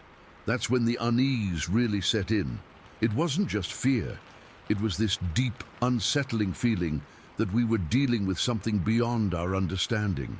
I remembered all the past incidents, like that time about 10 years ago, when I found those huge tracks in the snow, leading from the woods to the edge of the property and then vanishing.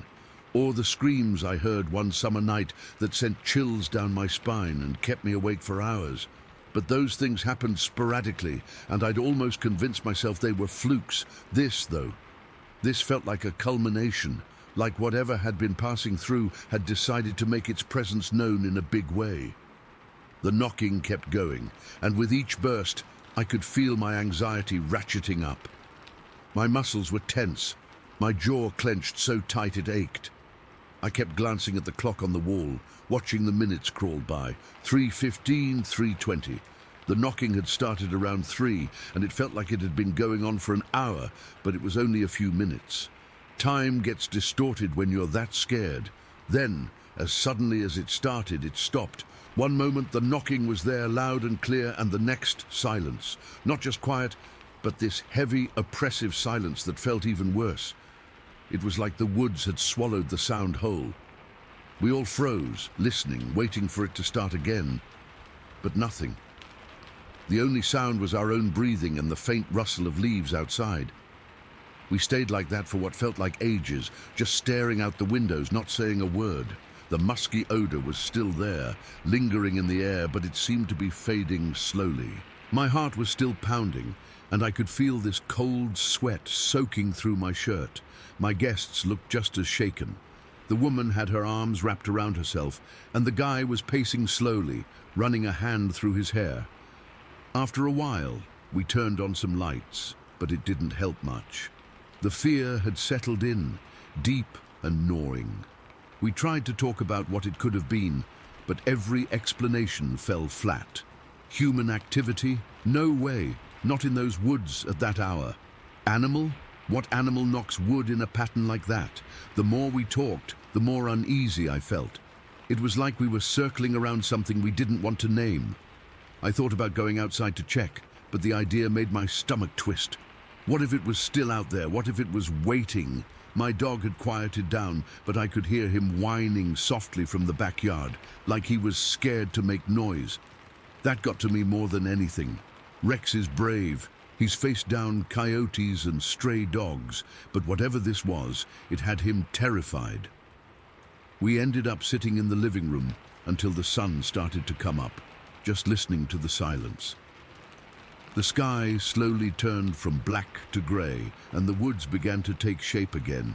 But they looked different now, darker, more menacing. Every shadow seemed to hide something, and I kept expecting the knocking to start up again, but it never did. When it was light enough, we ventured outside.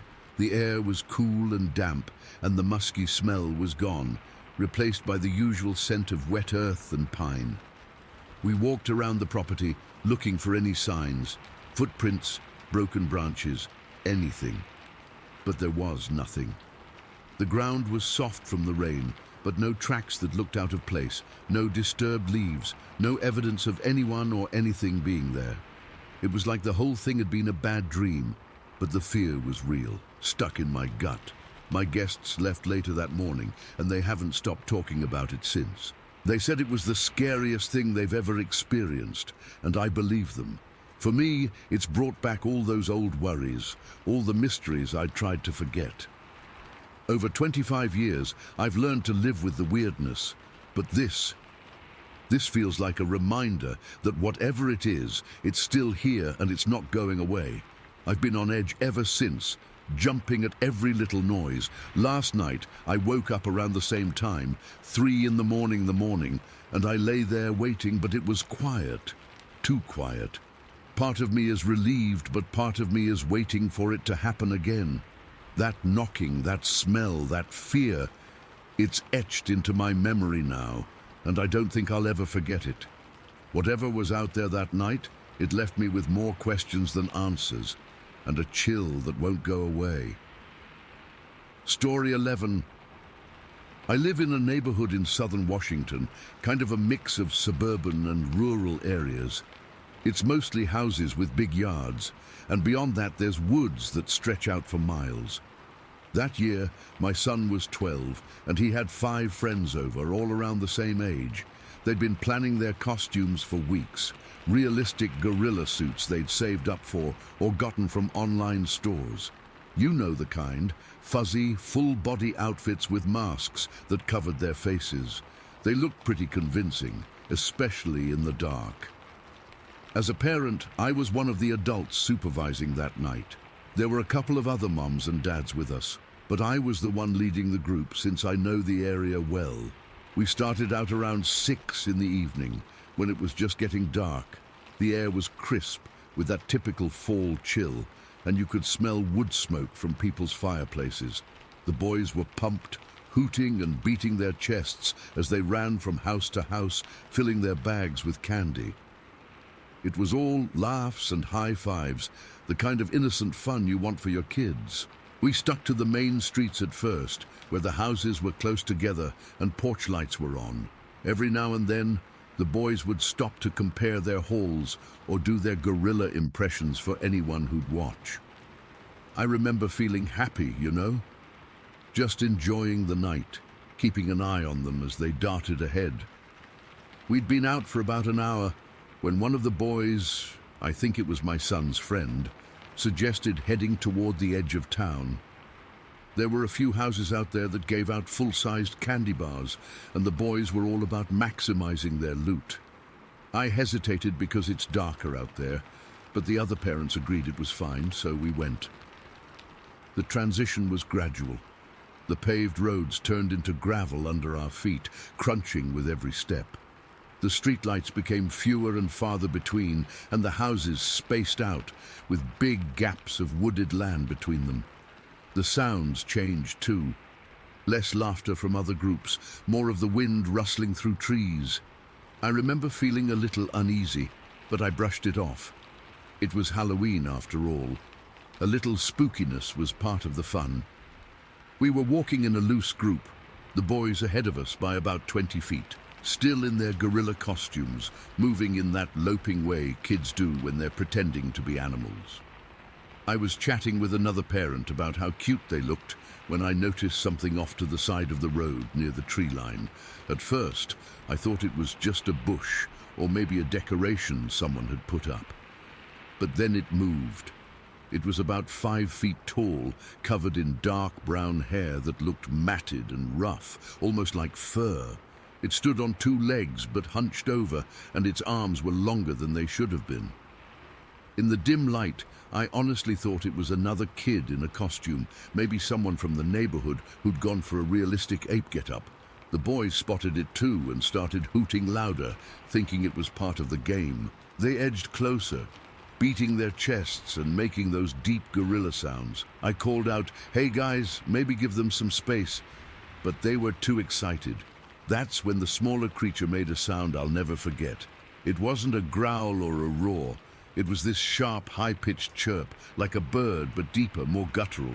It cut through the air and made the hair on my arms stand up. For a second, everything froze. The boys stopped their hooting and I felt this cold knot form in my stomach. Then, from the trees behind the smaller one, came this deep, angry roar. It was so loud it vibrated in my chest like standing too close to a speaker at a concert. I turned my head and saw the outline of something massive moving in the shadows. It was huge, way bigger than any person, maybe 7 or 8 feet tall, with broad shoulders and a powerful build. The darkness made it hard to see details, but I could tell it was covered in the same dark hair, and its eyes, if they were eyes, seemed to gleam in what little light there was. My brain didn't process it right away. Part of me still wanted to believe it was an elaborate prank, but the roar had a raw, primal edge to it that no costume could fake. I heard one of the boys whimper, and that snapped me out of it. I screamed, "Run! Now!" My voice came out shrill, almost unrecognizable. We all took off. The gravel skidded under our shoes, and I grabbed my son's arm, pulling him along. The other parents were shouting, herding the boys toward the lit streets. Behind us, I heard crashing sounds, like branches snapping and heavy footsteps pounding the ground. It was gaining on us. I didn't look back. I just focused on running, my heart hammering against my ribs so hard I thought it might burst. My lungs burned with each breath, and the cold air stung my throat. The boys were crying and gasping, their gorilla costumes making it harder to move. One of them tripped, and I yanked him up without stopping. The sounds behind us got louder, deep, heavy breathing, like something big and angry was right on our heels. I could smell this musky, earthy scent, like wet dirt and animal, that made me gag. My legs felt weak, but adrenaline kept me going. I kept thinking, "We're not going to make it, we're not going to make it." Somehow, we burst onto the paved street where the lights were brighter. The sudden illumination was blinding, and I stumbled, almost falling. We didn't stop until we were a good 100 feet into the neighborhood, where other trick-or-treaters were still milling around. I turned to look back, but the edge of town was just a dark void. No movement, no sounds, except the distant laughter of kids. We all collapsed on someone's lawn, panting and shaking. The boys were sobbing, their costumes now looking ridiculous and scary in a different way. One of the parents was on the phone calling for help, but what could we say? That we'd been chased by a Bigfoot? It sounded insane. I checked everyone over. No one was hurt, just terrified. My son clung to me, his whole body trembling. As we caught our breath, the reality sank in. That smaller creature hadn't been a costume. It was too fluid, too real, and the big one, it had come out of nowhere, roaring like it was protecting something. That's when it hit me. The small one was a juvenile, and the large one was its parent, defending it. We'd stumbled into their territory, and the boys in their gorilla suits must have confused or threatened them. The thought made me sick. We'd provoked something ancient and powerful without even knowing it. We didn't stay out much longer. We gathered the boys and hurried home, skipping the rest of the houses. Back at my place, we tried to calm down, but the fear lingered. The boys were pale and quiet, not like themselves at all. I made hot chocolate, but no one touched it. We just sat in the living room, jumping at every noise outside. In the days that followed, I couldn't stop thinking about it. I started reading up on Sasquatch sightings in Washington, and a lot of stories matched what we'd experienced. The sounds, the protective behavior, the way they vanish into the woods. I realized how lucky we were to get away. If that thing had wanted to hurt us, it could have easily done so. Since then, I've forbidden any costumes that mimic apes or big creatures in my house. My son doesn't even ask anymore. He's still scared of the woods. We avoid that area entirely, and I get anxious whenever Halloween rolls around. It's changed how I see the world. There are things out there we don't understand, and sometimes they're closer than we think. I still don't have a good explanation for what happened. Part of me wants to believe it was a bear or something, but bears don't chirp like that, and they don't stand on two legs the way that thing did. It's just one of those things that sticks with you, you know? I'll be going about my day, and suddenly I'll remember the sound of that roar, and my hands will start to shake. I guess some mysteries aren't meant to be solved. Story 12. It was one of those thick, muggy August afternoons in Kershaw County, the kind where the air feels like a wet wool blanket you have to push through just to breathe. 1983. I was driving home from work, taking the back roads like I always did to avoid the main highway traffic. My truck's windows were down, but it wasn't doing much good. The air coming in was just as hot and heavy as the air inside the cab. I remember the radio was on, some staticky country station, and I was just trying to get home to a cold beer and my air conditioner. The road was this narrow two-lane blacktop called Flat Creek Road, lined on both sides by a wall of pine trees and kudzu, so dense you couldn't see 10 feet into the woods. It was a road I'd driven 1,000 times. I knew every pothole, every dip where water pooled after a rain. I was maybe 15 minutes from my house when I saw it up ahead. A little sedan, a light blue color, was just off in the ditch on the right-hand side. It wasn't a bad wreck, didn't look rolled or anything, but it was angled down into the gully, its front tires sunk in the soft mud. My first thought was, damn, that's not good. It's not a busy road, and you could be stuck out here for a long time before anyone else came along. So I pulled my truck over onto the gravel shoulder, maybe 50 feet past where their car was, and put it in park. I left it running. I remember the sound of my engine ticking as it cooled, and the drone of the cicadas in the trees was so loud it was almost a physical pressure in my ears. I walked back towards the car, and I could see 2 people inside. As I got closer, I saw they were 2 older ladies. The driver's side door was open, and the driver was standing outside, leaning against the car like her legs wouldn't hold her up.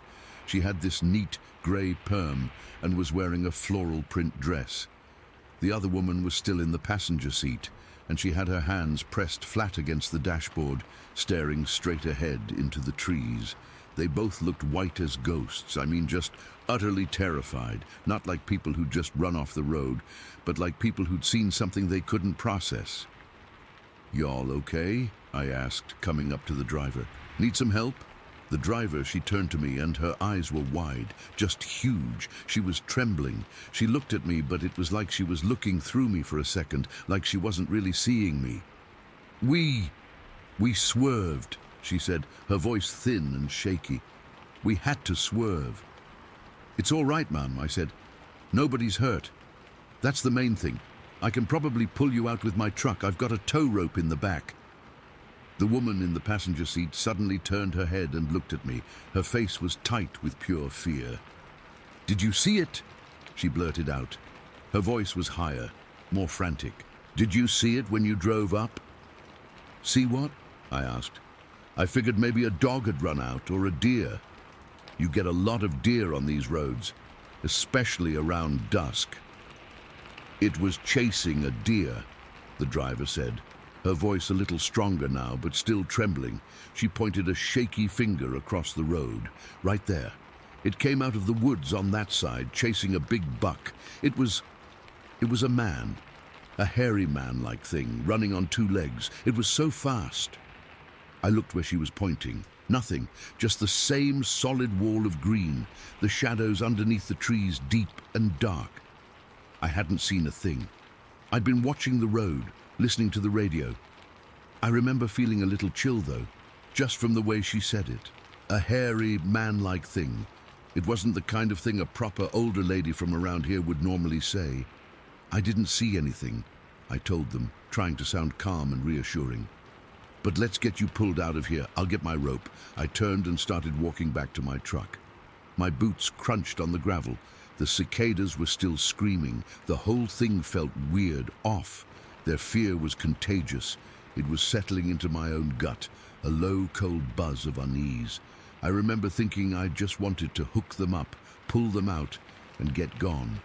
The sun was starting to get lower, casting long, distorted shadows from the trees across the road. That part of the day where things start to look different, feel different. I walked around to the back of my truck. It was an old Ford, dark green, with a metal drop-down gate. I was focused on unlocking the gate to get to the bed where I kept my gear. My mind was on the rope, on the hook, on the simple mechanics of getting a car out of a ditch. It was a normal problem with a normal solution, and I clung to that. That's when I smelled it. It hit me all at once, and it stopped me dead in my tracks. It was a smell so foul and so out of place, it made my stomach clench. It was like raw meat. Not just raw meat, but meat that had been left out in the sun for a couple of days. Thick, coppery and rotten, with a weird musky undertone, like a wet dog, but 1,000 times worse. I gagged, my hand going to my nose. What the hell could cause a stink like that out here? I finished unlocking the gate and let it drop with a clang. And that's when I heard a soft, squelching sound in the mud behind my truck. I turned around. It was standing right there, maybe 15 feet away, just behind the rear corner of my truck on the edge of the tree line. My brain just broke. It couldn't make sense of what my eyes were seeing. It was tall, at least 6 feet, and built thick, like a powerful man. But it was covered from head to toe in hair, not fur, but long, stringy, dark hair, almost black. It was wet, matted down, plastered to its body like it had just waded through a swamp. Water or something was dripping from it, making dark spots on the dry gravel. But it was the eyes that froze the blood in my veins. They were a fiery, glowing red, not like a demon from a movie, but a deep, hellish red like hot coals. There was an intelligence in them, a sharp, focused awareness that was looking right at me. It wasn't the blank stare of an animal. It was assessing me. The smell was coming from it. It was so strong now I could almost taste it in the back of my throat, that rotten meat taste. I couldn't move, I couldn't breathe. I was just locked in place, staring at this thing. My heart wasn't just pounding, it was hammering against my ribs so hard I thought it would crack them. This wasn't fear like being scared of a snake or a spider. This was a deep, primal, gut-level terror. The kind that tells you you are in the presence of something you are not supposed to see, something that does not belong in your world. It was just standing there, one of its arms hanging at its side, the other slightly bent. Its hands, they weren't paws. They were more like a man's hands, but bigger, and covered in that same dark, wet hair, with long, thick fingers. It didn't make a sound. No growl, no huff, nothing. The only sound was the idling of my truck engine and that relentless cicada drone, which now felt like it was coming from inside my own head. We stood like that for what felt like an hour, but was probably only 5 or 6 seconds. It was the longest moment of my life. Every detail is burned into my memory.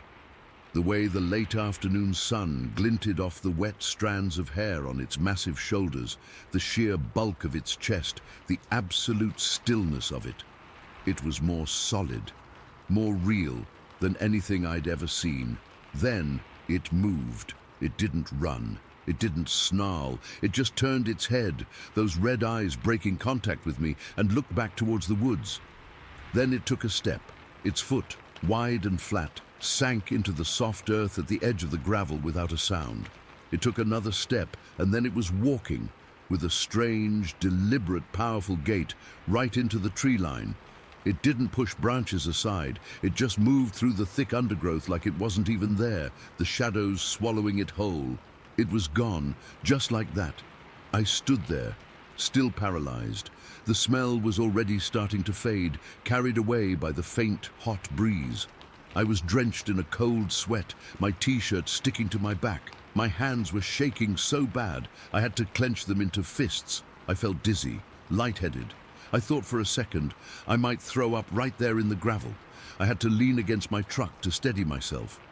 I took a few deep, ragged breaths, trying to get my heart to slow down. The 2 ladies. I had to help the 2 ladies. The thought cut through the fog of pure terror in my head. I looked over at their car. They were both watching me, their faces pale masks of horror. They had seen it too. They had seen the whole thing. They knew. Somehow, that made it worse. It meant I hadn't imagined it. It meant it was real. I don't even remember getting the rope. My body was on autopilot. I fumbled with the hook, my fingers numb and clumsy. I walked back to their car, my legs feeling like rubber. I didn't look at the woods. I couldn't. I hooked the rope to their front axle and to the tow hitch on my truck, my movements robotic. We saw. The driver whispered to me as I worked. Her voice was barely audible. We saw it standing behind your truck. I just nodded, not trusting myself to speak. I got back in my truck, put it in 4-wheel drive, and slowly pulled forward. The rope went taut, and with a sucking sound, their car came free of the mud and up onto the road. It was over in less than a minute. I got out, unhooked them, and coiled the wet, muddy rope back up. "Thank you," the driver said. She was still trembling. Are you all right?" "Yeah," I managed to croak out. My own voice sounded strange to me. "Y'all gonna be okay to drive?" She nodded. They both just wanted to get out of there. I did too. I watched them get in their car, do a shaky 3-point turn, and drive off in the direction they'd come from. They never looked back. I got back in my truck. The cab still smelled faintly of my old coffee and the pine tree air freshener hanging from the mirror, but underneath it I could still smell it. That rotten meat smell. It was on my clothes. It was in my nose. I drove home. The rest of the drive is a blur. I kept checking my rear-view mirror, expecting to see those red eyes glowing in the darkness behind me. But there was nothing, just an empty road. When I got home, I didn't tell my wife. What would I have said? I took a shower, scrubbing my skin until it was raw, trying to get that smell off me. I could still smell it. I threw my clothes in the washing machine with extra detergent. I sat on my porch for a long time that night, in the dark, just staring out at the tree line at the edge of my property. Every shadow looked like it was moving. Every sound, a raccoon rustling in the leaves, an owl hooting, made me jump. That feeling of being watched, of being assessed by something ancient and powerful, never really left me. I saw it. I stood 15 feet from it. I smelled its stench.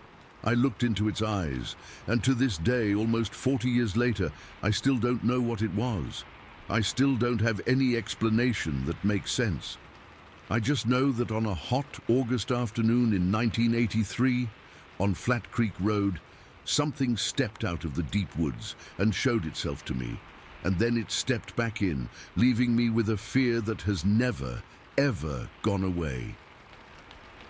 Story 13. All right, so I'm just going to type this out. I don't know if anyone will believe me, and honestly, I don't even care anymore. I just need to get this out of my head.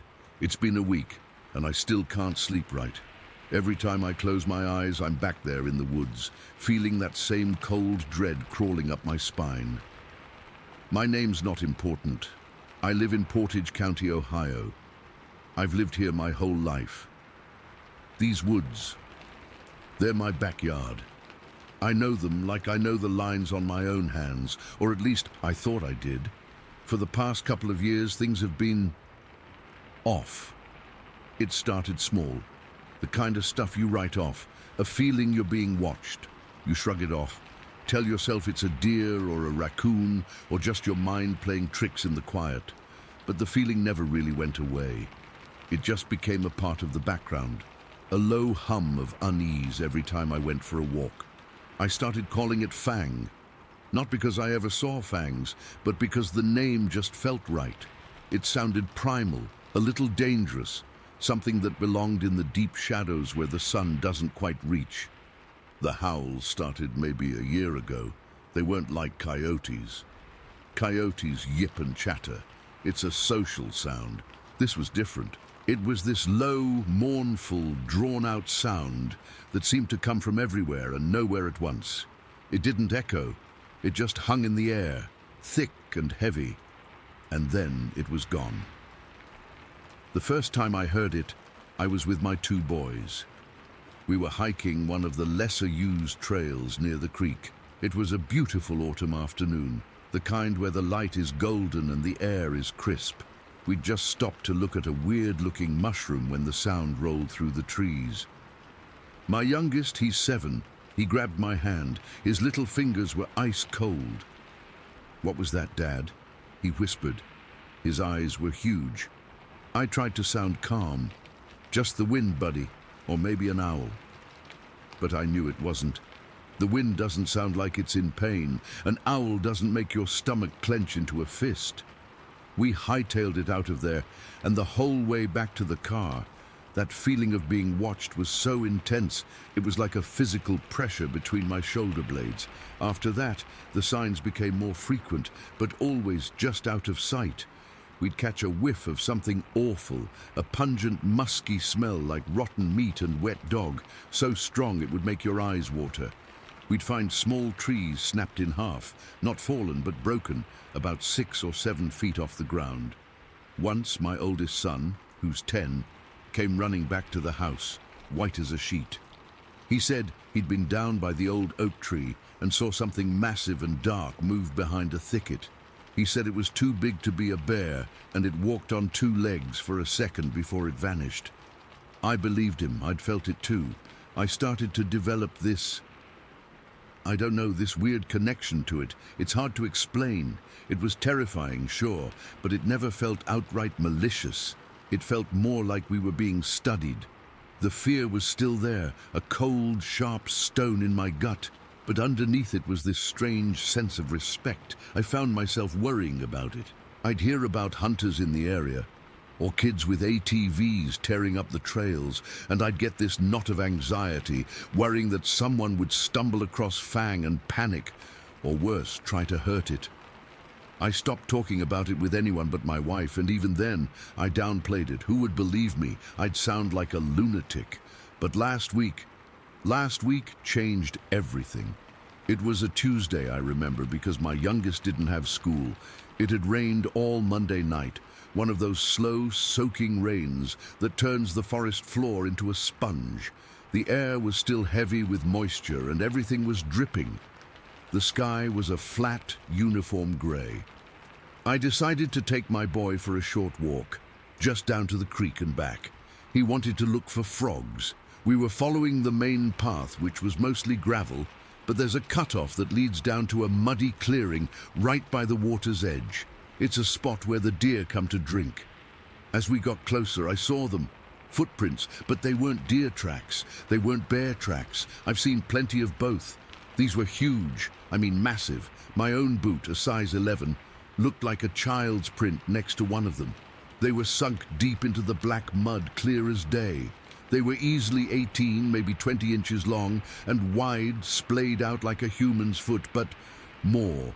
The arch was high, and you could see the dermal ridges, the little lines in the skin, pressed perfectly into the soft earth. They were fresh, maybe an hour old, still holding little puddles of rainwater in the bottoms. My breath caught in my throat. I just stood there, staring. My son was a few feet ahead of me, poking a stick at a leaf. "Dad, look at this," he called out. I couldn't speak. I just held up a hand, my eyes glued to the trail.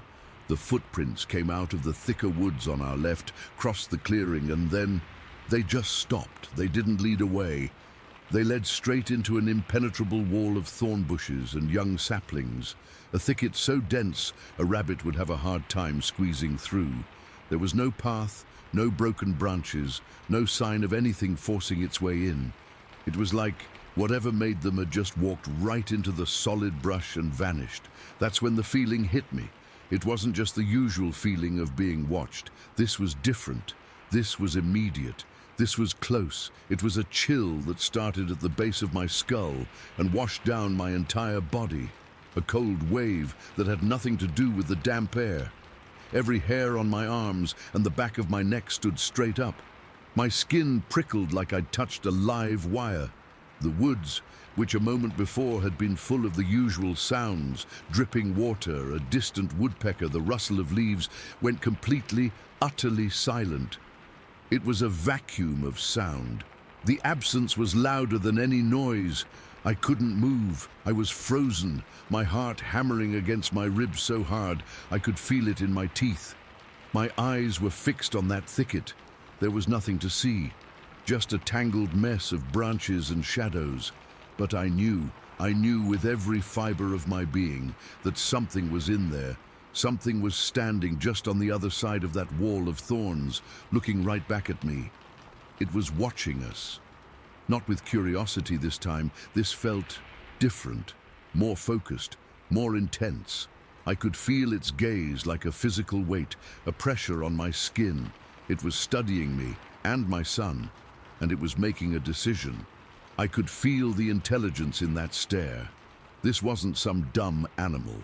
This was a thinking, calculating presence. My son must have felt it too. He went quiet. He dropped his stick and slowly walked back to me, not taking his eyes off the thicket. He didn't say a word. He just pressed himself against my leg, his small body trembling. I put my arm around him, my own hand shaking so badly I could barely keep it still. I could smell it then, that smell. It was stronger than it had ever been before, a thick, gagging odor of decay and wild musk, so potent it seemed to coat the inside of my nostrils. We stood there for what felt like an hour, but it was probably only 30 seconds, locked in that silent standoff with something we couldn't see. My mind was racing, but it was also weirdly blank. There were no thoughts of what to do, no plan of escape. There was just the raw, primal fear and the overwhelming sensation of being prey. I felt small, insignificant, like I had wandered into a place where I was not welcome, and the landlord had just come home. I forced myself to look away from the thicket, down at my son's terrified face. That broke the spell. The parental instinct to protect him overrode the paralyzing fear. I had to get him out of there. "We have to go," I whispered, my voice a dry croak. "Now, don't run. Just walk, fast. I kept my body between him and the thicket, herding him back towards the path. I didn't turn my back on it. I walked backwards, my eyes glued to that spot in the bushes. Every step felt like I was walking through wet concrete. I expected at any second to hear the sound of branches snapping, to see something enormous burst out of the thicket and come for us. But nothing happened. We made it to the gravel path, and then I did turn, grabbing my son's hand, and we half walked, half ran the rest of the way home. I didn't look back again. I didn't need to. I could still feel its eyes on us until we broke out of the tree line and into our own backyard. We stumbled into the house, both of us breathing in ragged gasps. My wife took one look at us and knew something was terribly wrong. I just shook my head, unable to speak. I locked the door and closed all the blinds. That was last week. I haven't been back in the woods since. My son has had nightmares every night. He wakes up screaming about the big man in the trees. I can't blame him. The thing is, the terror of that moment, that chilling, unseen gaze, it's etched into me. But so is the other feeling, the one that's been growing for years, the protective one. I'm more afraid for Fang than I am of it now. I keep thinking about those hunters, the ATVs. What if they find those prints? What if they see it? They wouldn't understand. They'd shoot first. The thought of that makes me feel sick. I know what I saw. I know what I felt. It's real.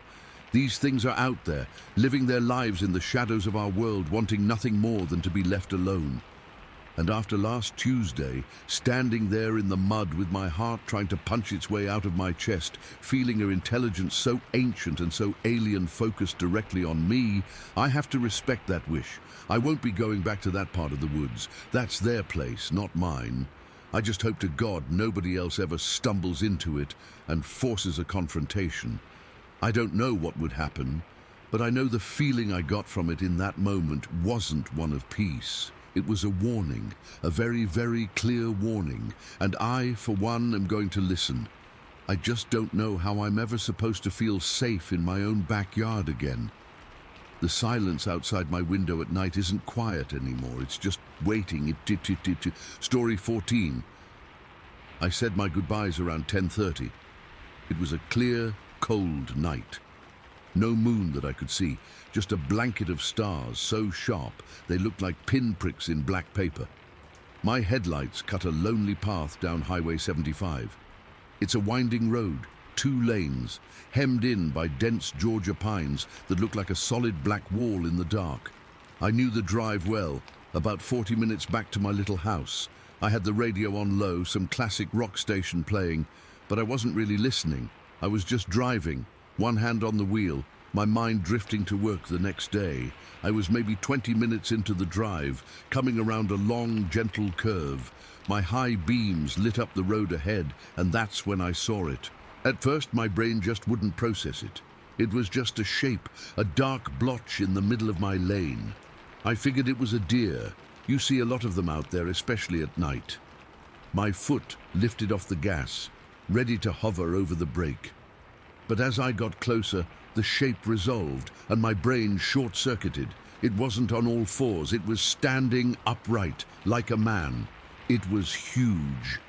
I'm 6 feet tall, and this thing had to be at least 1.5 feet taller, maybe more. It was covered in hair, this thick, shaggy, dark brown or black fur that looked matted in places. It wasn't standing straight up like a soldier. It had a slight hunch in its shoulders, like its back was too heavy. Its arms were ridiculously long, hanging down past its knees, and I remember clearly seeing its hands. They weren't paws. They were huge, powerful-looking hands with thick fingers. It was in the process of crossing the road, moving from the left-hand embankment to the right. Its gait was weird, not a walk and not a run.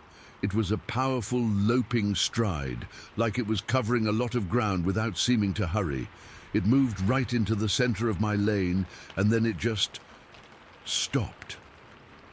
My car was coasting closer, maybe 50 yards away now. I was frozen. My foot wasn't on the gas or the brake. I was just sliding forward, trapped in the glare of my own headlights. The thing turned its upper body toward me. It moved its head. That was the moment, the terror moment. Its face wasn't human. It wasn't a bear's face. It was ape-like, but not like any ape I'd ever seen at a zoo. The brow was heavy and prominent, shadowing its eyes. I couldn't see the color of its eyes, just two dark, deep-set pits that seemed to catch the light and throw it back. Its jaw was massive, and the whole face was covered in shorter, finer hair, but you could still see the structure of it, the powerful bones underneath. It looked intelligent. That's what chilled me to the bone. It wasn't just a dumb animal staring at car lights. It was looking, assessing. Our eyes met. I know that sounds crazy, but for a split second I felt a connection, a jolt of pure, undiluted recognition. It saw me. I saw it. We both knew the other was there. Then it moved. It didn't startle or run away in a panic. It dropped its gaze from me, turned its body with a fluid, powerful motion, and in two of those loping strides, it was at the edge of the road on the right-hand side. There's a steep embankment there, a sharp drop-off into a ravine choked with kudzu and underbrush. The thing didn't even pause. It just went over the side, dropping down into the blackness. 1 second it was there, a massive, impossible silhouette against the asphalt, and the next, it was gone. Vanished, like it had never been there at all. My car finally rolled to a stop right about where it had been standing. I was gripping the steering wheel so hard my knuckles were white and aching. I could hear my own heart hammering in my ears, a loud, frantic drumbeat that drowned out the soft rock from the radio. My mouth was dry as dust. I just sat there, staring at the empty spot on the road. The high beams illuminated nothing but asphalt and the dark line of the trees on the other side. My mind was racing, trying to find a box to put this in. A bear. It had to be a bear, a big black bear standing on its hind legs. That was the logical explanation. But I've seen bears. I've lived in North Georgia my whole life. I know what a bear looks like. Their back legs are built different, they're clumsy on 2 feet, and their faces are bear faces. This thing's proportions were all wrong. The arms were too long, the shoulders were too broad, the way it moved was too smooth. And that face, that was not a bear's face. I became acutely aware of how dark it was outside my car.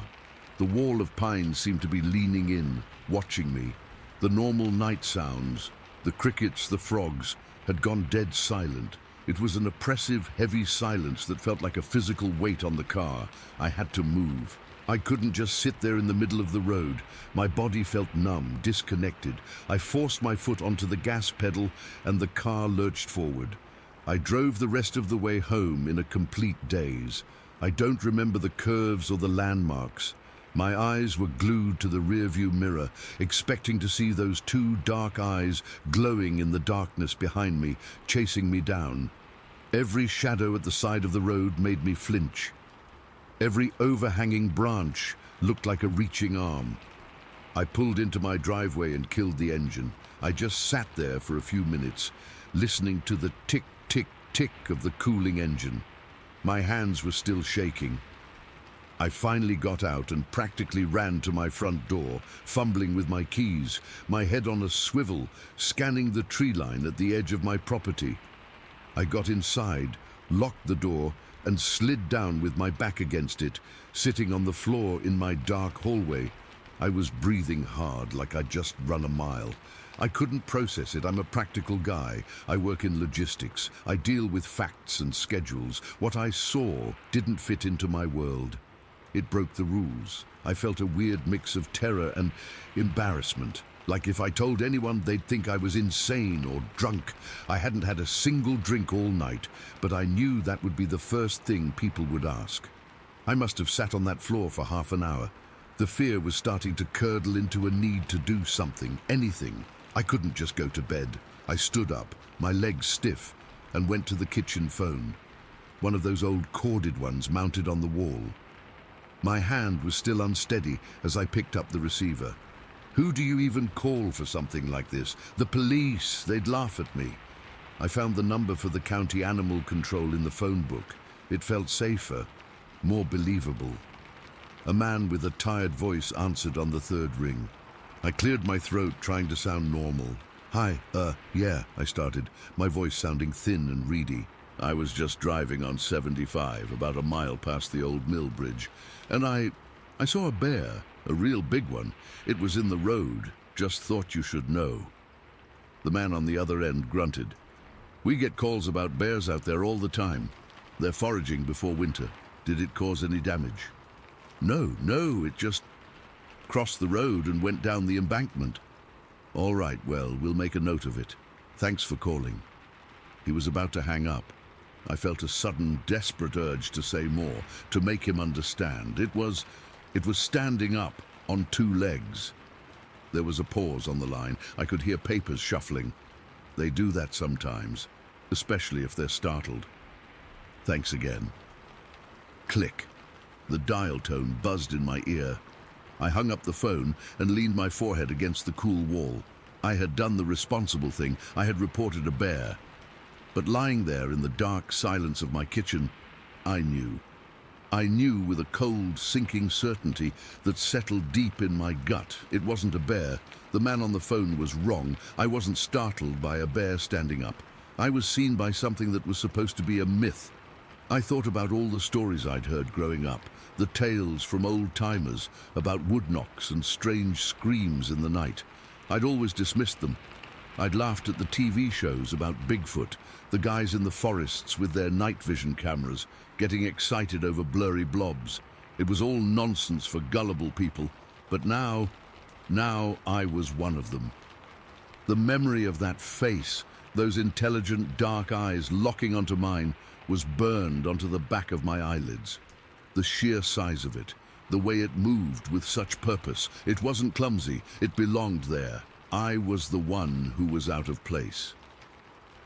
I spent the rest of the night on my couch, wrapped in a blanket, with every light in the house on. I didn't sleep. I just stared at the window, at the black square of night, waiting for a shadow to move. Every tiny crack of the house settling made me jump. The fear wasn't a sharp spike anymore. It was a low, constant hum, a vibration in my bones. It was the fear of knowing that the world is a much bigger, much stranger, and much more terrifying place than I had ever allowed myself to believe. I never went back to look for tracks. I never told another soul, not for years. What would I have said? How could I possibly explain the feeling of that gaze, the primal shock of seeing something that shouldn't exist, standing in the road on a quiet Thanksgiving night? I just started my car the next morning and drove to work, back to my world of facts and schedules. But a part of me never left that stretch of Highway 75. A part of me is still there, frozen in my headlights, staring into the eyes of something I can't explain, and knowing, with a chill that never really went away, that it was staring right back. Story 15. It was the fall of 1994. I remember that because it was the year my best friend and I both turned 21, and we'd driven up to North Carolina to visit his cousin for a couple days. Just a dumb, easy trip. The kind you do when you're that age, and the world feels like it's made of open roads and cheap beer. We were heading back home to Georgia, cutting through the northwestern part of South Carolina. It was late, real late, the kind of late where the dark isn't just an absence of light, but a physical thing, thick and heavy. The road was this two-lane blacktop called Highway 11, winding through a part of Oconee County that felt like the middle of nowhere, and I mean nowhere. No streetlights, no houses with porch lights left on, nothing, just the wall of trees on either side, pressing in, so black they looked like a solid mass. My headlights only carved out a little tunnel of the world ahead of me, and beyond that, it was just nothing. My friend was asleep in the passenger seat, his head lolled against the window, snoring softly. The only sounds were the hum of my old Ford's engine, the whir of the tires on the pavement, and the staticky whisper of a classic rock station that was slowly fading out. I was tired, my eyes gritty from staring at the yellow line for hours, my back aching. I remember thinking I should have stopped for more coffee, but I just wanted to be home. I was counting the miles, watching the green exit signs for towns I'd never heard of drift by. That's when I saw it.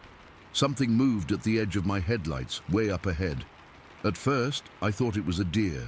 You see a lot of deer on these back roads, their eyes catching the light like little glowing marbles. I eased my foot off the gas, just an instinct. But as I got closer, the shape was all wrong. It was low to the ground, and it was moving slow, real slow, like it was dragging itself. It was in my lane, just shuffling across the road from the left shoulder. My brain tried to make sense of it. A hurt dog, maybe. A big one, a bear cub. It didn't move like any animal I'd ever seen. It was lopsided, uneven. I slowed down even more, almost to a crawl, my high beams now fully on it. I wasn't scared then, not really. More concerned. I thought, damn, it's hurt. I hope I don't have to hit it. As I got within maybe 50 feet, the thing stopped. It was right in the middle of my lane, and it turned. It didn't turn like a person or even like a bear. Its whole upper body swiveled towards the car and its head lifted. That's when the high beams hit its face. My blood went cold. Instantly, it wasn't a dog. It wasn't a bear. It had this mass of hair. Not fur, but hair, dark and matted and bushy, all over its head and shoulders. Its face was almost human, but stretched and wrong, like a mask made of leather that didn't fit right. The skin around its eyes and mouth was pulled tight, and its mouth was just a dark line. But its eyes, God, its eyes, they were red. Not like a demon in a movie, not glowing, just red, a deep, solid, bloody red, like the eyes of some kind of albino animal. But there was nothing weak or blind about them. They were focused. They were looking right at me, right through the windshield. And the expression, I'll never forget the expression. It wasn't just animal curiosity. It wasn't fear. It was pure, undiluted hatred, a deep, intelligent menace that hit me like a physical blow. This thing hated me. It hated that I was there, that my lights were on it, that I existed in its space. Its whole face was twisted into this silent snarl of loathing. It was crouched on all fours, but its build was all wrong for that too. Its front limbs were too long, its back legs bent at an awkward angle. It looked like a gorilla, but taller and leaner in a way that was just sickening. And I could see now why its movement had seemed lopsided.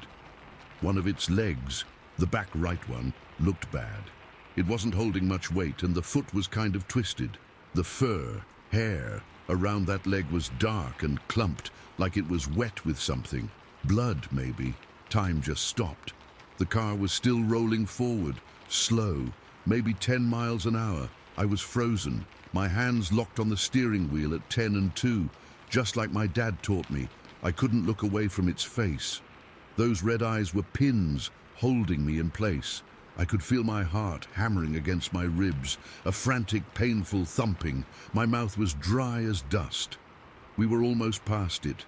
The front of my car was even with it, and then my door was passing it. I was holding my breath without realizing it. And then the passenger side of the car was coming up. My friend was still asleep over there. The thing moved. It didn't run. It didn't lunge. It just shifted. With a kind of clumsy, powerful grace, it pushed off with its good legs and hobbled the 2 steps to the white line on the edge of the road, right next to the passenger window. It was so fast. 1 second it was in the middle of the lane, the next it was right there, keeping pace with the slow roll of the car.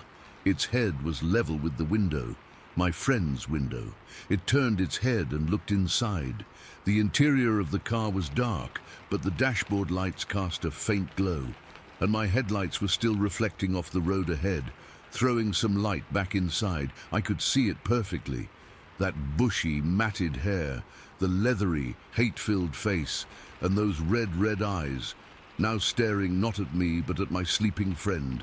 I think I made a sound, a little gasp, a choked-off nothing. My foot, which had been hovering over the brake, slammed down, not to stop, but out of pure, sheer terror. The car jerked to a halt. The sudden stop jolted my friend awake. He grumbled, blinking. Why? Why are we stopping? Are we home? He turned his head to look at me, and in doing so, he turned towards his window, towards the thing that was standing right outside of it, not 2 feet away, separated by a thin pane of glass. His eyes went wide, his mouth dropped open. No sound came out. He just stared. The color drained from his face so fast it was like watching a switch flip. The creature didn't move. It just stood there on 3 legs, its injured one held up, staring back at him with that same intense, malevolent hatred. It was so close I could see the individual, coarse hairs on its face, the way its nostrils flared slightly. I could smell it too, now that the car was stopped. A smell came through the vents, a mix of wet dog, rotten meat, and something else. Something sour and musky like a bog or a stagnant pond. It was overwhelming. I felt my stomach clench. My friend finally found his voice. It was a high, thin, terrified whisper. What is that? I couldn't answer. I was just staring at the side of its head, at the way its ear, a small, dark, almost human ear, was nestled in the hair. I was paralyzed. Every instinct in my body was screaming at me to go, to floor it, but my limbs wouldn't obey. I was trapped in that seat, trapped in that moment. Then the creature moved its head again, slowly, deliberately. It turned those red eyes from my friend and looked back at me. It felt like an accusation, like it was blaming me for this entire situation. Its lips pulled back from its teeth. They weren't fangs, not like a wolf, but they were big and blocky and yellowed, and seeing them in that snarling face was 1,000 times worse than any monster movie. It held my gaze for what felt like an hour.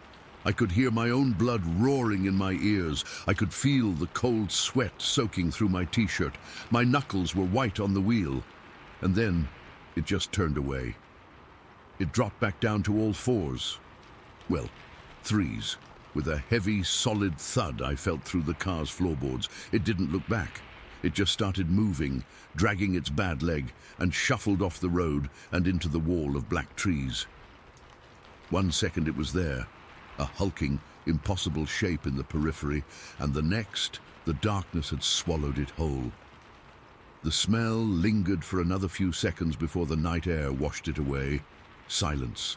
Absolute, ringing silence, broken only by the ragged, panic sound of our breathing. My friend was the first to speak, his voice shaking so hard I could barely understand him. What the hell was that? What the hell was that? I just shook my head, my own hands trembling so violently I had to grip the wheel tighter to steady them. I don't know, I managed to croak out. I don't know. We have to go back, he said, his eyes wild. We have to turn around and go back. We can't just... We have to see. See what? I snapped, the fear turning into a sharp, hot anger. Go back and look for it. Are you insane?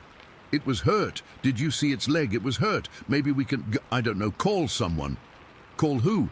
I yelled. The police? And tell them what? That we saw a big hairy thing with red eyes that hates us? They'll think we're drunk or high? We are not going back. The thought of turning the car around, of driving back towards that spot, of those headlights sweeping over the trees where it had disappeared, it made me feel physically sick. I felt like if I went back there, it would be waiting. It would know. I'm not staying here, my friend whispered, his eyes fixed on the tree line. Please, man, just go, just drive. I didn't need to be told twice. I shoved the gear shift into drive and stomped on the gas. The tires chirped on the pavement, and the car surged forward. I didn't look in the rear-view mirror. I couldn't. I just stared straight ahead, my whole body tense, expecting to see it step out of the trees again, expecting to hear a thud on the roof. Anything. We drove in silence for a long time. Neither of us spoke.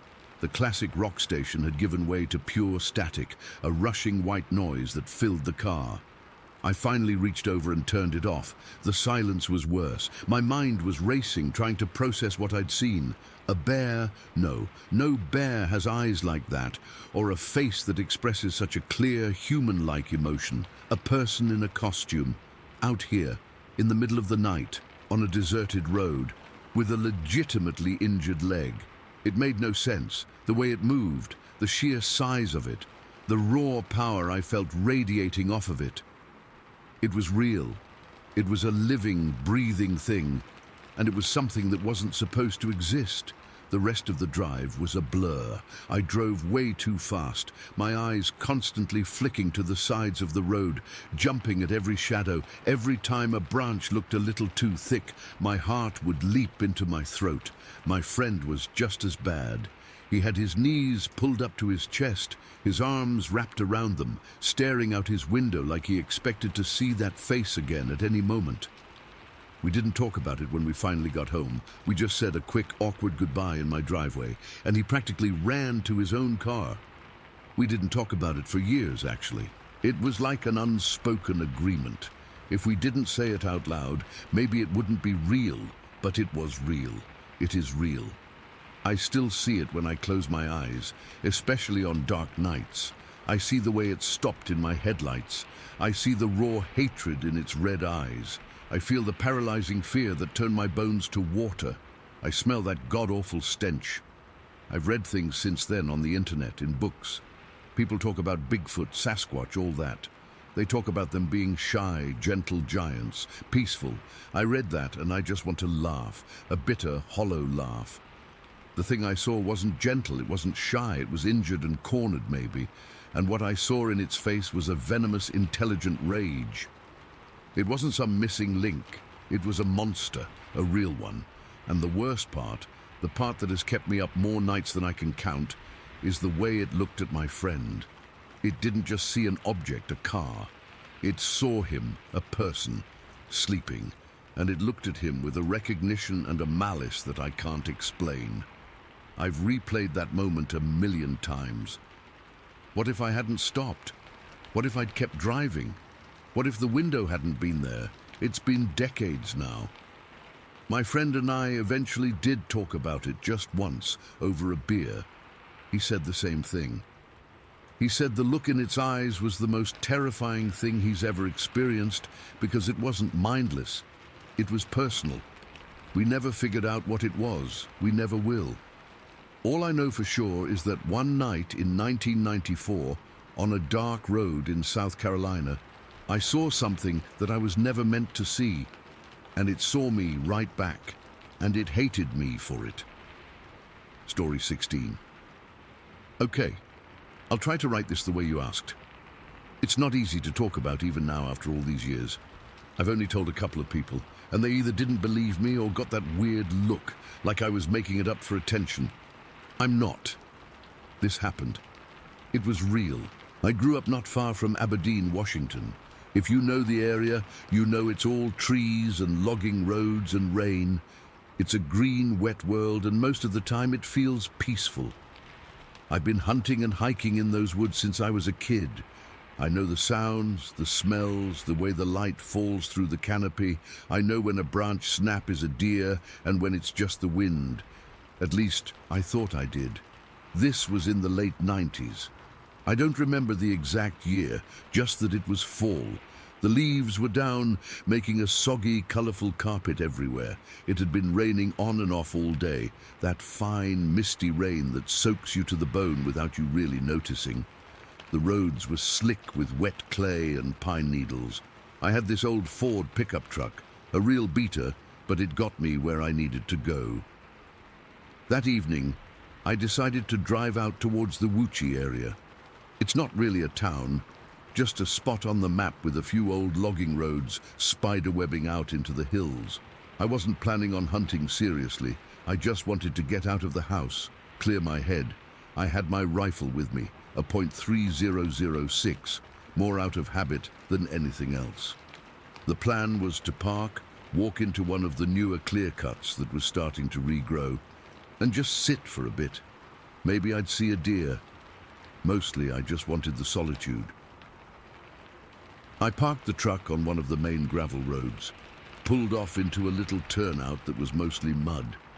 I remember the sound the door made when I got out, a loud metallic creak that seemed to echo way too much in the quiet. The air was cold and damp, smelling of wet earth and decaying leaves. I threw my jacket on, grabbed my rifle and started walking. The clear cut was about a 10-minute walk up a skidder trail. The ground was a mess of ruts and puddles. Stumps were everywhere, like headstones, with the new growth coming up between them. Little fir and cedar saplings, maybe 4 or 5 feet tall. It was a weird, half-dead, half-alive kind of place. From the top of the ridge, you could see down into the valley where the old-growth forest started, a solid wall of dark green. I found a spot near the edge of the clear cut, right where it met the real timber. There was a big mossy stump that had been cut years ago, wide enough to sit on. I leaned my rifle against it and just sat down. The rain had let up to a drizzle. Everything was quiet, the kind of quiet that's so deep it has a sound of its own, a kind of low hum in your ears. I sat there for maybe 20 minutes, just breathing, watching my breath fog in the air. I wasn't thinking about much, just the cold seeping through my jeans from the stump, the way the grey clouds were starting to get a little pink from the setting sun somewhere behind them. It was peaceful. I felt alone in a good way. Then I heard it. It wasn't a loud sound. At first, I thought it was just the rain dripping off the trees, but it was different. It was a rustling, a steady crunch, crunch, crunch coming from down the slope, in the thick brush below me, right at the tree line. Something was moving through the salal and ferns. Something big. My first thought was, deer. A big buck, maybe. I got that little jolt of excitement a hunter gets. I slowly crouched down, getting low behind the stump, peering over the top. My heart was starting to beat a little faster, but it was the good kind of fast, the kind that comes from anticipation. I stared into the shadows between the trees. The light was fading fast, turning everything blue and grey. It was hard to see details. The sound kept coming steady, crunch, crunch, crunch. It was methodical, not frantic like a deer running. This was a walking sound, a big animal walking, then it stepped out.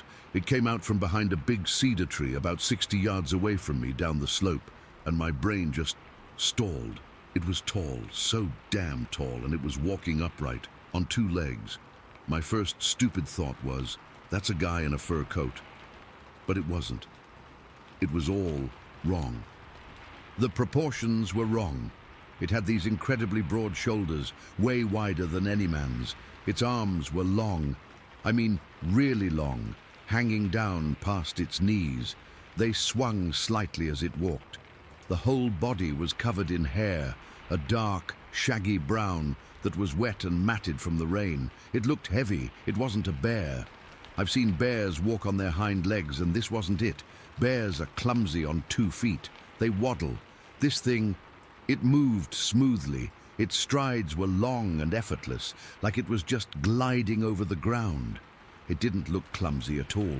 It looked powerful. I was crouched behind that stump, frozen solid. My rifle was right there, leaning against the wood. But the thought of reaching for it never even crossed my mind. It was like my body had shut off all non-essential functions. All I could do was watch. It was moving along the slope, parallel to the tree line, not coming up towards me. Its head was sort of rounded, and it didn't seem to have much of a neck. The head just sat on those huge shoulders. I couldn't see its face clearly from that distance and in that light. It was just a dark shape. And then it stopped. It just halted in its tracks, and it turned its head. It looked right in my direction. I don't know if it saw me. I was crouched low, my dark green and brown jacket probably blending in with the stump and the shadows. But I felt seen. It was the most terrifying moment of my life. A wave of pure, cold fear went through me, so strong it felt like a physical blow. My stomach dropped. My heart wasn't just beating fast anymore. It was hammering against my ribs so hard I was afraid the sound would give me away. I stopped breathing. I didn't even dare to blink. It stood there, completely still, looking right towards my hiding spot. The silence was absolute. The woods had gone dead quiet. No birds, no wind, no dripping water, nothing. It was like the whole forest was holding its breath with me.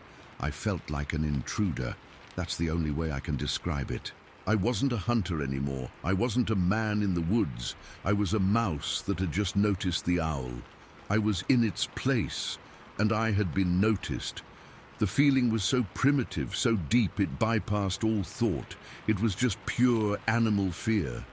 It felt like that stare lasted for an hour, but it was probably only a few seconds.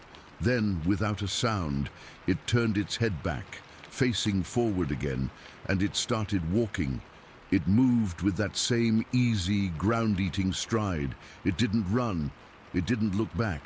It just walked along the slope, its long arms swinging, and within a minute, maybe less, it stepped behind a thicket of young hemlocks and was gone, just like that. The sound of its movement faded away. The forest was still silent.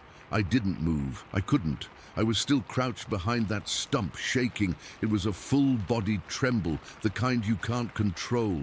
My teeth were chattering, my legs were cramping from being in that position for so long, but the idea of standing up felt impossible. What if it was still there, just out of sight, waiting? What if it was circling around? The light was almost gone now. The world was shades of deep blue and black. I had to get out of there. I had to get back to my truck. It took a massive effort of will to make my body work. I slowly reached out a shaking hand and grabbed my rifle. The cold metal felt foreign in my hand. I stood up. My legs were so weak I almost fell over. I stood there for another minute, just listening, staring into the woods where it had vanished. Nothing. No sound. No movement. I started walking back down the skidder trail. I didn't walk. I stumbled. I was trying to be quiet, but I was rushing, my heart still pounding in my ears. Every shadow looked like it was moving. Every snap of a twig under my own boots made me jump. I kept looking over my shoulder, expecting to see that tall, dark figure standing at the edge of the clear-cut, watching me go. I've never felt so exposed in my life. My back felt wide open. A target. The half-mile walk back to the truck felt like 10 miles. The woods, which had always been my sanctuary, felt alien and hostile. Every single normal sound, the wind in the tops of the trees, an owl starting to hoot in the distance, sounded like a threat. When I finally saw the dull gleam of my truck's hood through the trees, I almost cried with relief. I fumbled with the keys, my hands shaking so badly I could barely get the key in the lock. I threw the rifle onto the passenger seat, scrambled in, and slammed the door shut. I locked it, a useless gesture that somehow felt vital. I just sat there for a long time, gripping the steering wheel, trying to catch my breath. The cab of the truck smelled like old coffee and wet wool. I could see my own pale, wide-eyed reflection in the rearview mirror. I looked terrified. I started the engine, the noise sounding obscenely loud. I flipped on the headlights, and the two beams cut through the darkness, illuminating the gravel road and the wall of trees ahead. I put it in drive and got the hell out of there. I didn't stop until I hit the paved road 20 minutes later. I've replayed that evening in my head 1,000 times. The way it moved, the way it looked at me, the silence. That's the part that gets me the most. Even now, it didn't make a sound. No growl, no huff, no scream like you hear in those stupid movies. It was completely, utterly silent. Its footsteps didn't even seem to make much noise, just that soft crunching I heard before I saw it. It was just this huge, powerful thing moving through the woods in total silence. I've hunted my whole life in those woods. I know what lives there, or I thought I did. That thing, it wasn't a bear. It wasn't a man. I don't know what it was, but I know what people call it. And I know, with a certainty that sits cold in my gut, that it's real. I never went back to that particular clear-cut. I still hunt, but I stick to different areas now, places more open, with better sight lines. I'm jumpier than I used to be. I startle easy, and sometimes when I'm in the woods and the wind is just right, or the light is fading, I get that feeling again. That feeling of being watched, that feeling of not being alone. And I remember the way it turned its head, and I remember the silence that followed, a silence that felt heavier than any sound I've ever heard. Story 17. I'll never forget that day in November 1966. It was one of those cold, damp mornings where the chill just seeps right into your bones and you can feel it in your lungs every time you take a breath. We were out in Deltox Marsh, way out in Winnebago County, Wisconsin, near where the Wolf and Rat Rivers come together. I was just a young guy then, maybe 22 or 23, and I'd been hunting since I was a kid. This wasn't my first time in that marsh, but it was the first time anything like this ever happened. There were 6 of us total, all young men from around the area, and we were there for a deer drive. You know, where we spread out in a line and push any deer toward the shooters stationed farther back. It was supposed to be a routine thing, something we'd done plenty of times before, but that day everything changed. I remember waking up early, before the sun was even up. The air was so thick with moisture, it felt like you could wring it out like a wet rag. I pulled on my heavy boots and my old hunting jacket, the one with the patches on the elbows, and met up with the others at the edge of the marsh. We didn't say much. We were all half asleep, just sipping coffee from thermoses and stamping our feet to keep warm. The sky was this dull grey, and the ground was soggy underfoot, making that squelching sound with every step. You could smell the wet earth and the decay of leaves, that kind of musky scent that hangs around marshes in the fall. We knew it was going to be a long day, but we were eager to get moving, to warm up with the activity. We started into the marsh around 7 in the morning, I'd guess. The plan was simple. We'd form a loose line, maybe 50 yards apart from each other, and slowly work our way through the thicker patches of vegetation, hoping to flush out any deer hiding in there. The marsh wasn't all open water. There were stretches of tall reeds and cattails, clumps of willow trees, and areas where the ground was just spongy and unstable. In some spots, it was almost like walking on a mattress, your feet sinking in a little with each step. The cold was relentless, seeping through my gloves and making my fingers numb. I kept my rifle slung over my shoulder, not really expecting to use it since I was one of the drivers, not a shooter. As we moved deeper in, the sounds of the marsh took over. There was the occasional call of a distant bird, the rustle of small animals in the underbrush, and the constant low hum of the wind moving through the reeds. It was peaceful in a way, but there was this underlying tension because we were all spread out, and you could only catch glimpses of the other guys through the gaps in the vegetation. I remember focusing on the guy to my left, seeing his orange vest flicker between the trees and just keeping pace. My breath was coming out in little puffs of steam, and I had to keep wiping my face because the dampness was condensing on my skin. We'd been at it for a couple of hours, and the sun had come up, but it didn't do much to warm things up. It was just this pale, weak light filtering through the clouds, making everything look washed out and gloomy. We were in a part of the marsh that was more open, with fewer trees and more of those tall brown reeds that sway in the wind. I was starting to feel a bit bored, my mind wandering to what I'd do after we wrapped up. Maybe head home for a hot meal, or stop by the diner with the others. That's when things started to feel off. It wasn't anything dramatic at first, just a sense that the usual sounds were fading away. The birds had stopped calling, and the rustling in the bushes had died down. It got real quiet, the kind of quiet that makes your ears ring. I slowed down, peering ahead into the thicket, thinking maybe we'd spooked a deer, and it was holding still. I could see the other guys doing the same thing, their movements becoming more cautious. We were all experienced hunters, so we knew when the woods went silent, it usually meant something big was nearby. But we were expecting a deer, maybe a buck or a doe, not what came next. Suddenly there was this crashing sound from the thick vegetation to my right. It was loud, like something big forcing its way through, not the gentle rustle of a deer.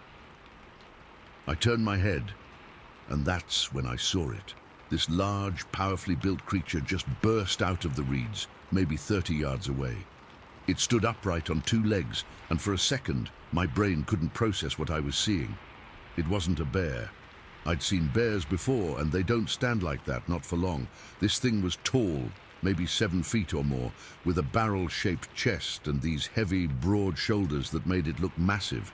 Its neck was thick, and its whole body was covered in short, dark hair, almost like coarse fur, but it wasn't shaggy like a bear's. It was more like what you'd see on a wet dog, clinging to its skin. The way it moved was what got me. It didn't run or panic. It just strode out into the open with this steady, curious air, like it was checking us out. Its legs were thick and muscular, and it moved with a kind of grace that was unnerving for something so big. It glanced at us, one by one, and I swear its eyes had this intelligence to them. They weren't wild or animal-like. They were calm, almost assessing. I could see its face in profile. It had a heavy brow, and the hair on its head was shorter, making its features more defined. It didn't make a sound, no growl or snort, just this eerie silence as it looked us over. In that moment, every one of us froze. I mean, completely frozen, like we'd been turned to stone. My heart was hammering in my chest so hard I could feel it in my throat and my hands were trembling. I had my rifle right there, but I didn't even think to raise it. None of us did. It was like we all understood without saying a word that this wasn't something we should shoot at. This wasn't a deer or a bear. It was something else entirely, something that felt aware. The terror was instant. This cold dread that washed over me, making the hairs on my arms stand up. I could feel the sweat breaking out on my forehead, despite the chill, and my mouth went dry. The creature took a few more steps, its feet making soft, squelching sounds in the mud. It didn't seem aggressive or scared. It was just moving like it had somewhere to be, but wasn't in a hurry. It paused for a second, turning its head to look directly at me, and I felt this jolt go through my body. Its eyes were dark, deep-set, and they held my gaze for what felt like an eternity. In that split second, I knew it was studying me, taking me in, and the intelligence behind that look was overwhelming. It wasn't the blank stare of an animal. It was calculating, almost human-like in its curiosity. Then, as quickly as it had appeared, it turned and started moving away. It didn't run. It just walked off with that same steady pace, putting distance between us. It moved through the reeds like they were nothing, its powerful legs carrying it smoothly over the uneven ground. Within seconds, it was disappearing back into the thicker cover, the vegetation swallowing it up. The last thing I saw was its broad back vanishing into the shadows, and then it was gone. The silence that followed was deafening. For a good minute, none of us moved or spoke.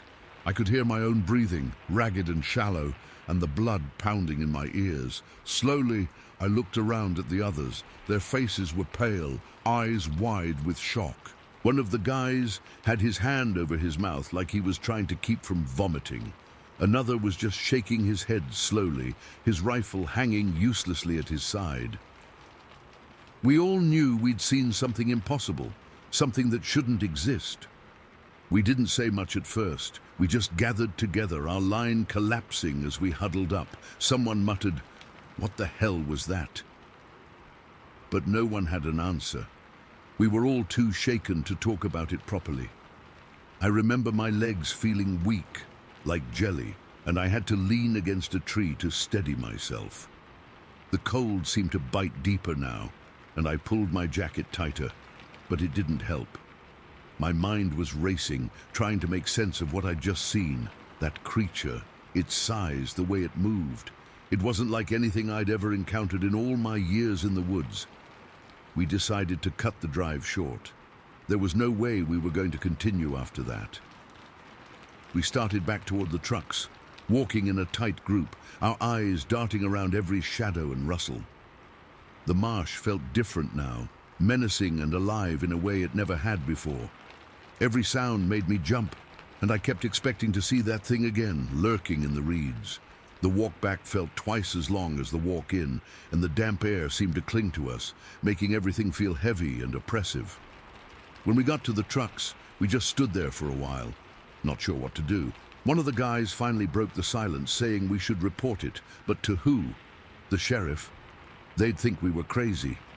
We all knew how it would sound. A group of hunters seeing some big, hairy creature in the marsh. People would laugh us out of the room. So we made a sort of unspoken agreement to keep it to ourselves, at least for now.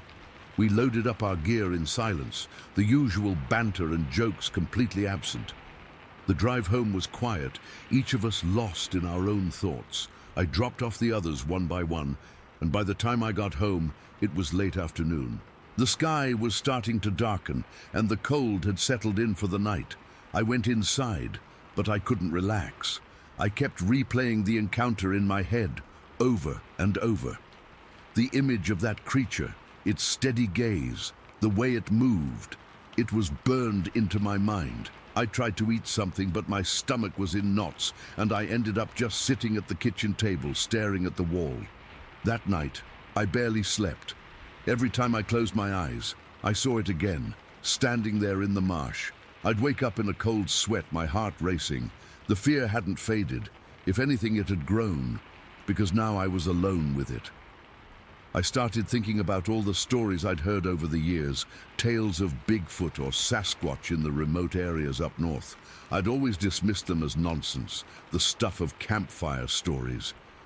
But now I wasn't so sure. That creature had been real, flesh and blood, and it had looked at us with an intelligence that shook me to my core.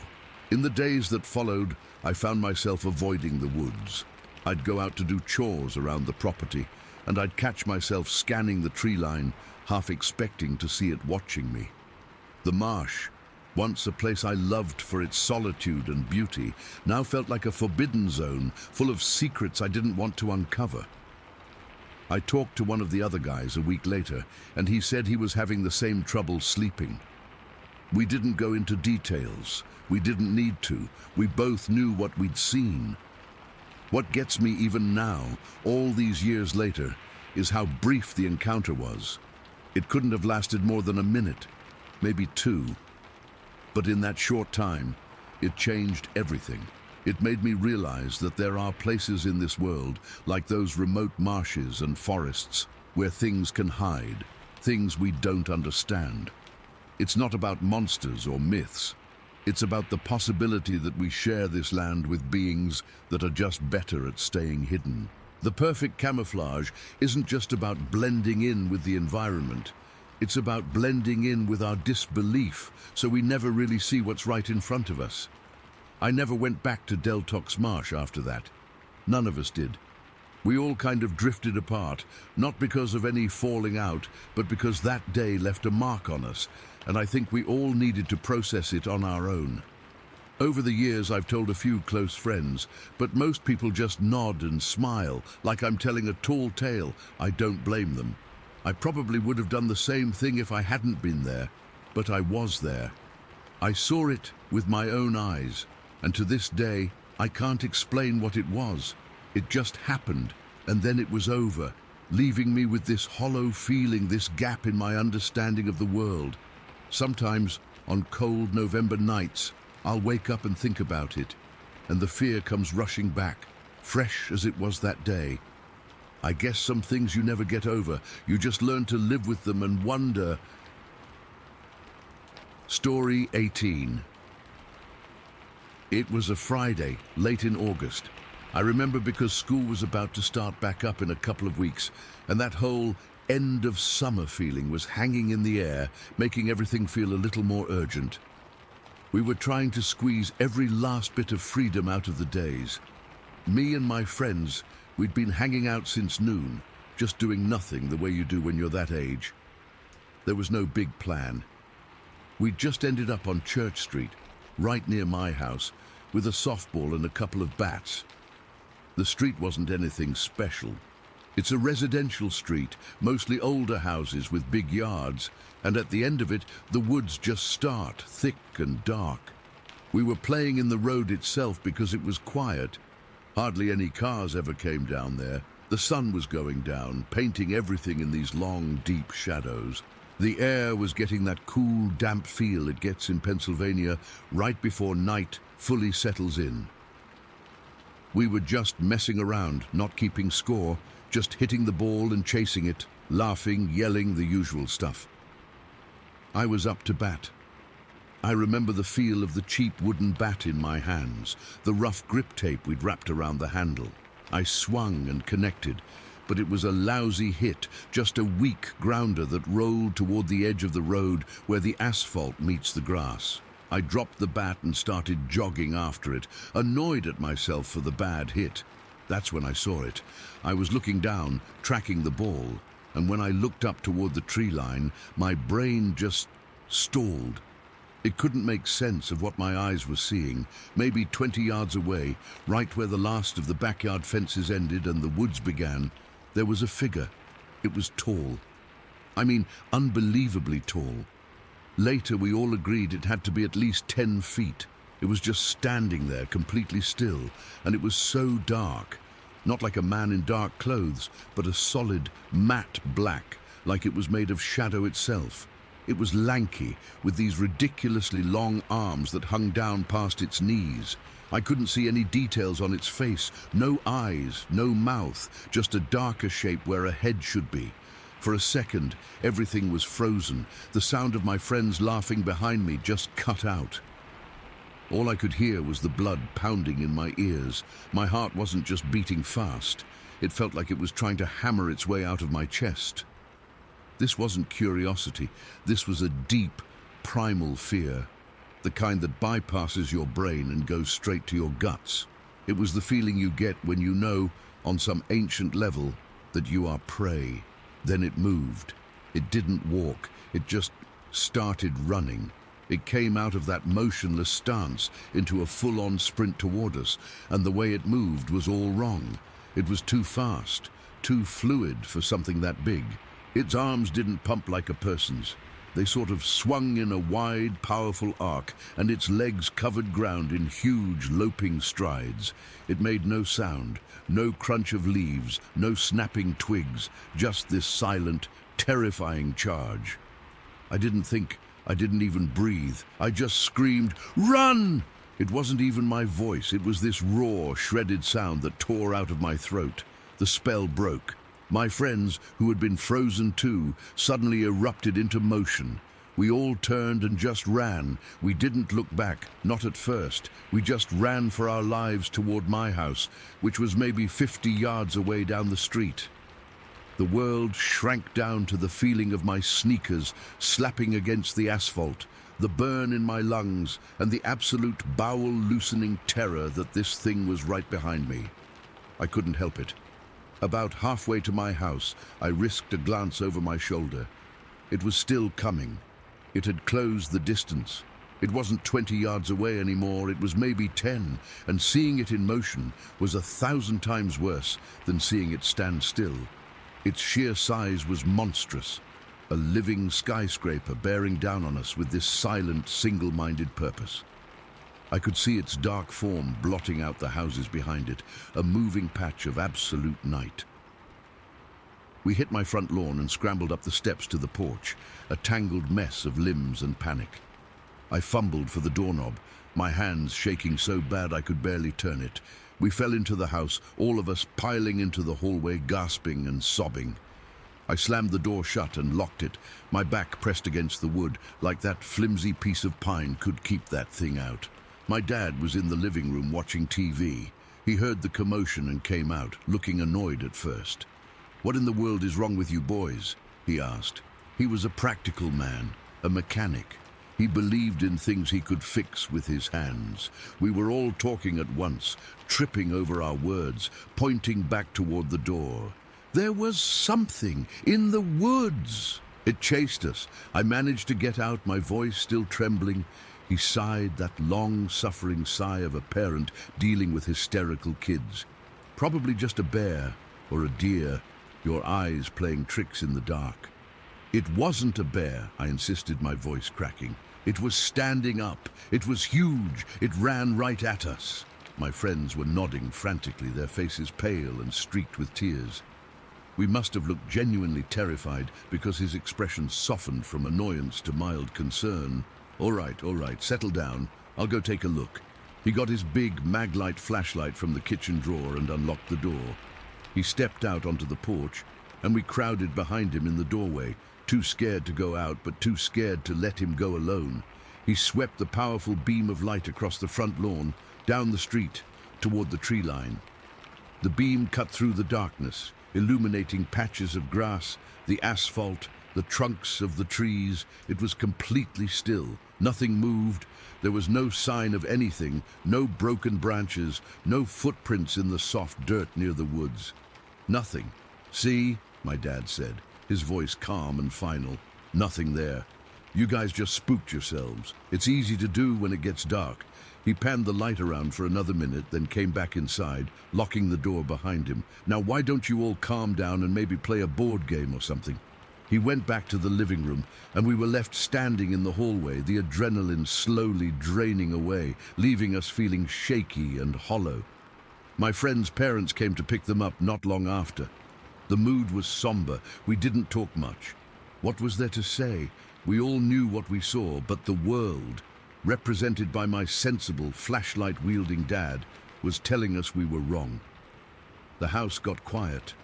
I went up to my room, but I couldn't sit still. I paced. My window faced the back of the house, toward the hills that roll away from Bradford into proper forest. I kept looking out into the darkness, my heart still doing a nervous little tap dance against my ribs.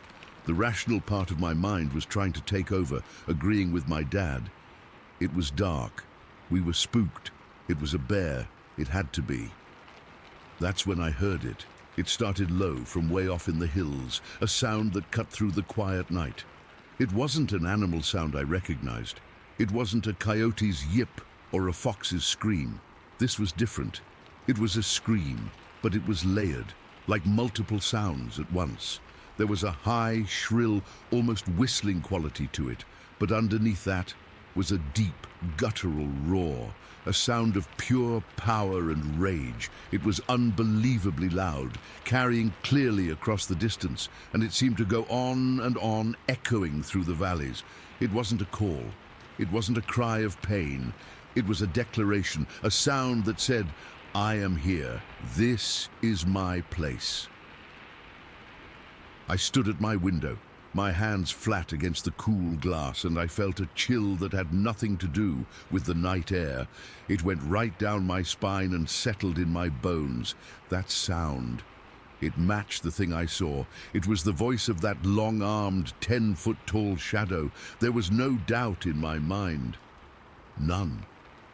I stood there for a long time, just listening to the silence that followed. The normal night sounds, the crickets, the frogs, they had all stopped. Everything was holding its breath. I finally crawled into bed, but I didn't sleep. I just lay there in the dark, staring at the ceiling, every creak of the house making me jump. That was it. That was the whole thing. It didn't come back. My dad never found any tracks. Life just went on. School started and we stopped talking about it, not because we forgot, but because there was no way to talk about it without sounding crazy. But I never forgot. I never talked myself out of it. I never decided it was a bear or a trick of the light. I know what I saw that evening on Church Street. I know the feeling of that silent, impossibly fast thing chasing me, and I know the sound that came from the hills afterward, a sound that didn't belong to any animal in any book. It's been years, and I still don't go into those woods. And sometimes, on a quiet, dark night, I'll find myself standing by a window, listening, and I remember what it feels like to be prey. I remember, and I know it was real. Story 19. It was a typical summer evening, warm, but not too hot, with that damp Oregon air settling in once the sun went down. I'd spent the day splitting wood and doing some repairs around the place, so I was tired. I remember crashing on the couch around 10 or so, with Buddy curled up at my feet. The cabin's small, just one room with a loft for sleeping, but I usually dozed off downstairs because it felt cozier. I'd left the windows cracked to let in the breeze, and you could hear all the usual night sounds, crickets, the occasional owl, the rustle of leaves, nothing out of the ordinary. I must have been asleep for a couple hours when something woke me up. At first I thought it was just Buddy shifting around, but then I felt it, this heavy, rhythmic thumping on the roof. Not like branches falling or anything light. It was solid, like someone was walking up there with purpose. Thump, thump, thump. Each one vibrated through the ceiling, and I could feel it in my bones. My heart started pounding right away because it didn't sound like any animal I'd ever heard. I've dealt with raccoons and squirrels, even a bear once, but this was different. The steps were too heavy, too deliberate, like whatever it was knew exactly where it was going.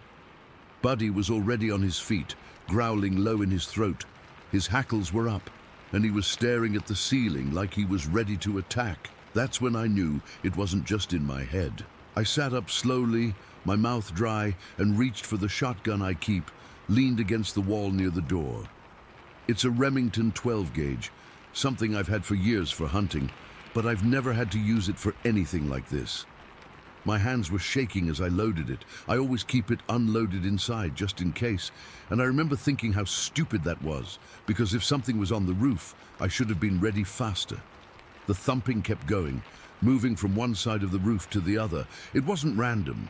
It felt like whatever it was pacing, like it was checking things out. I could hear the shingles creaking under the weight. And a few times there was this scraping sound, like claws or something dragging across the metal gutters. Buddy's growls got louder, and he started barking, which he almost never does at night. That just made my stomach twist tighter. I decided I had to go out and see what it was. I know, probably not the smartest move, but I couldn't just sit there and listen to it tear up my roof. I grabbed my flashlight, a heavy-duty LED one, and told Buddy to stay quiet, but he wasn't having it. He followed me to the door, still growling. I cracked it open slowly, the hinges squeaking a little, and stepped out onto the porch. The air outside was cool and damp, and the woods were dead silent, like unnaturally quiet. All the crickets had stopped, and there was no wind. The only sound was that thumping from above, and now it seemed even louder out here. I shone the flashlight up at the roof, but from where I was standing, I couldn't see much, just the edge of the eaves and part of the shingles. The thumping moved toward the front of the cabin, and I could see shadows shifting up there, but nothing clear. Then everything went still. The thumping stopped, and for a second it was just me and Buddy standing there, breathing heavy. I could hear my own heart thudding in my ears. I took a step forward, aiming the flashlight higher, and that's when I heard it, a deep rumbling growl from right above me.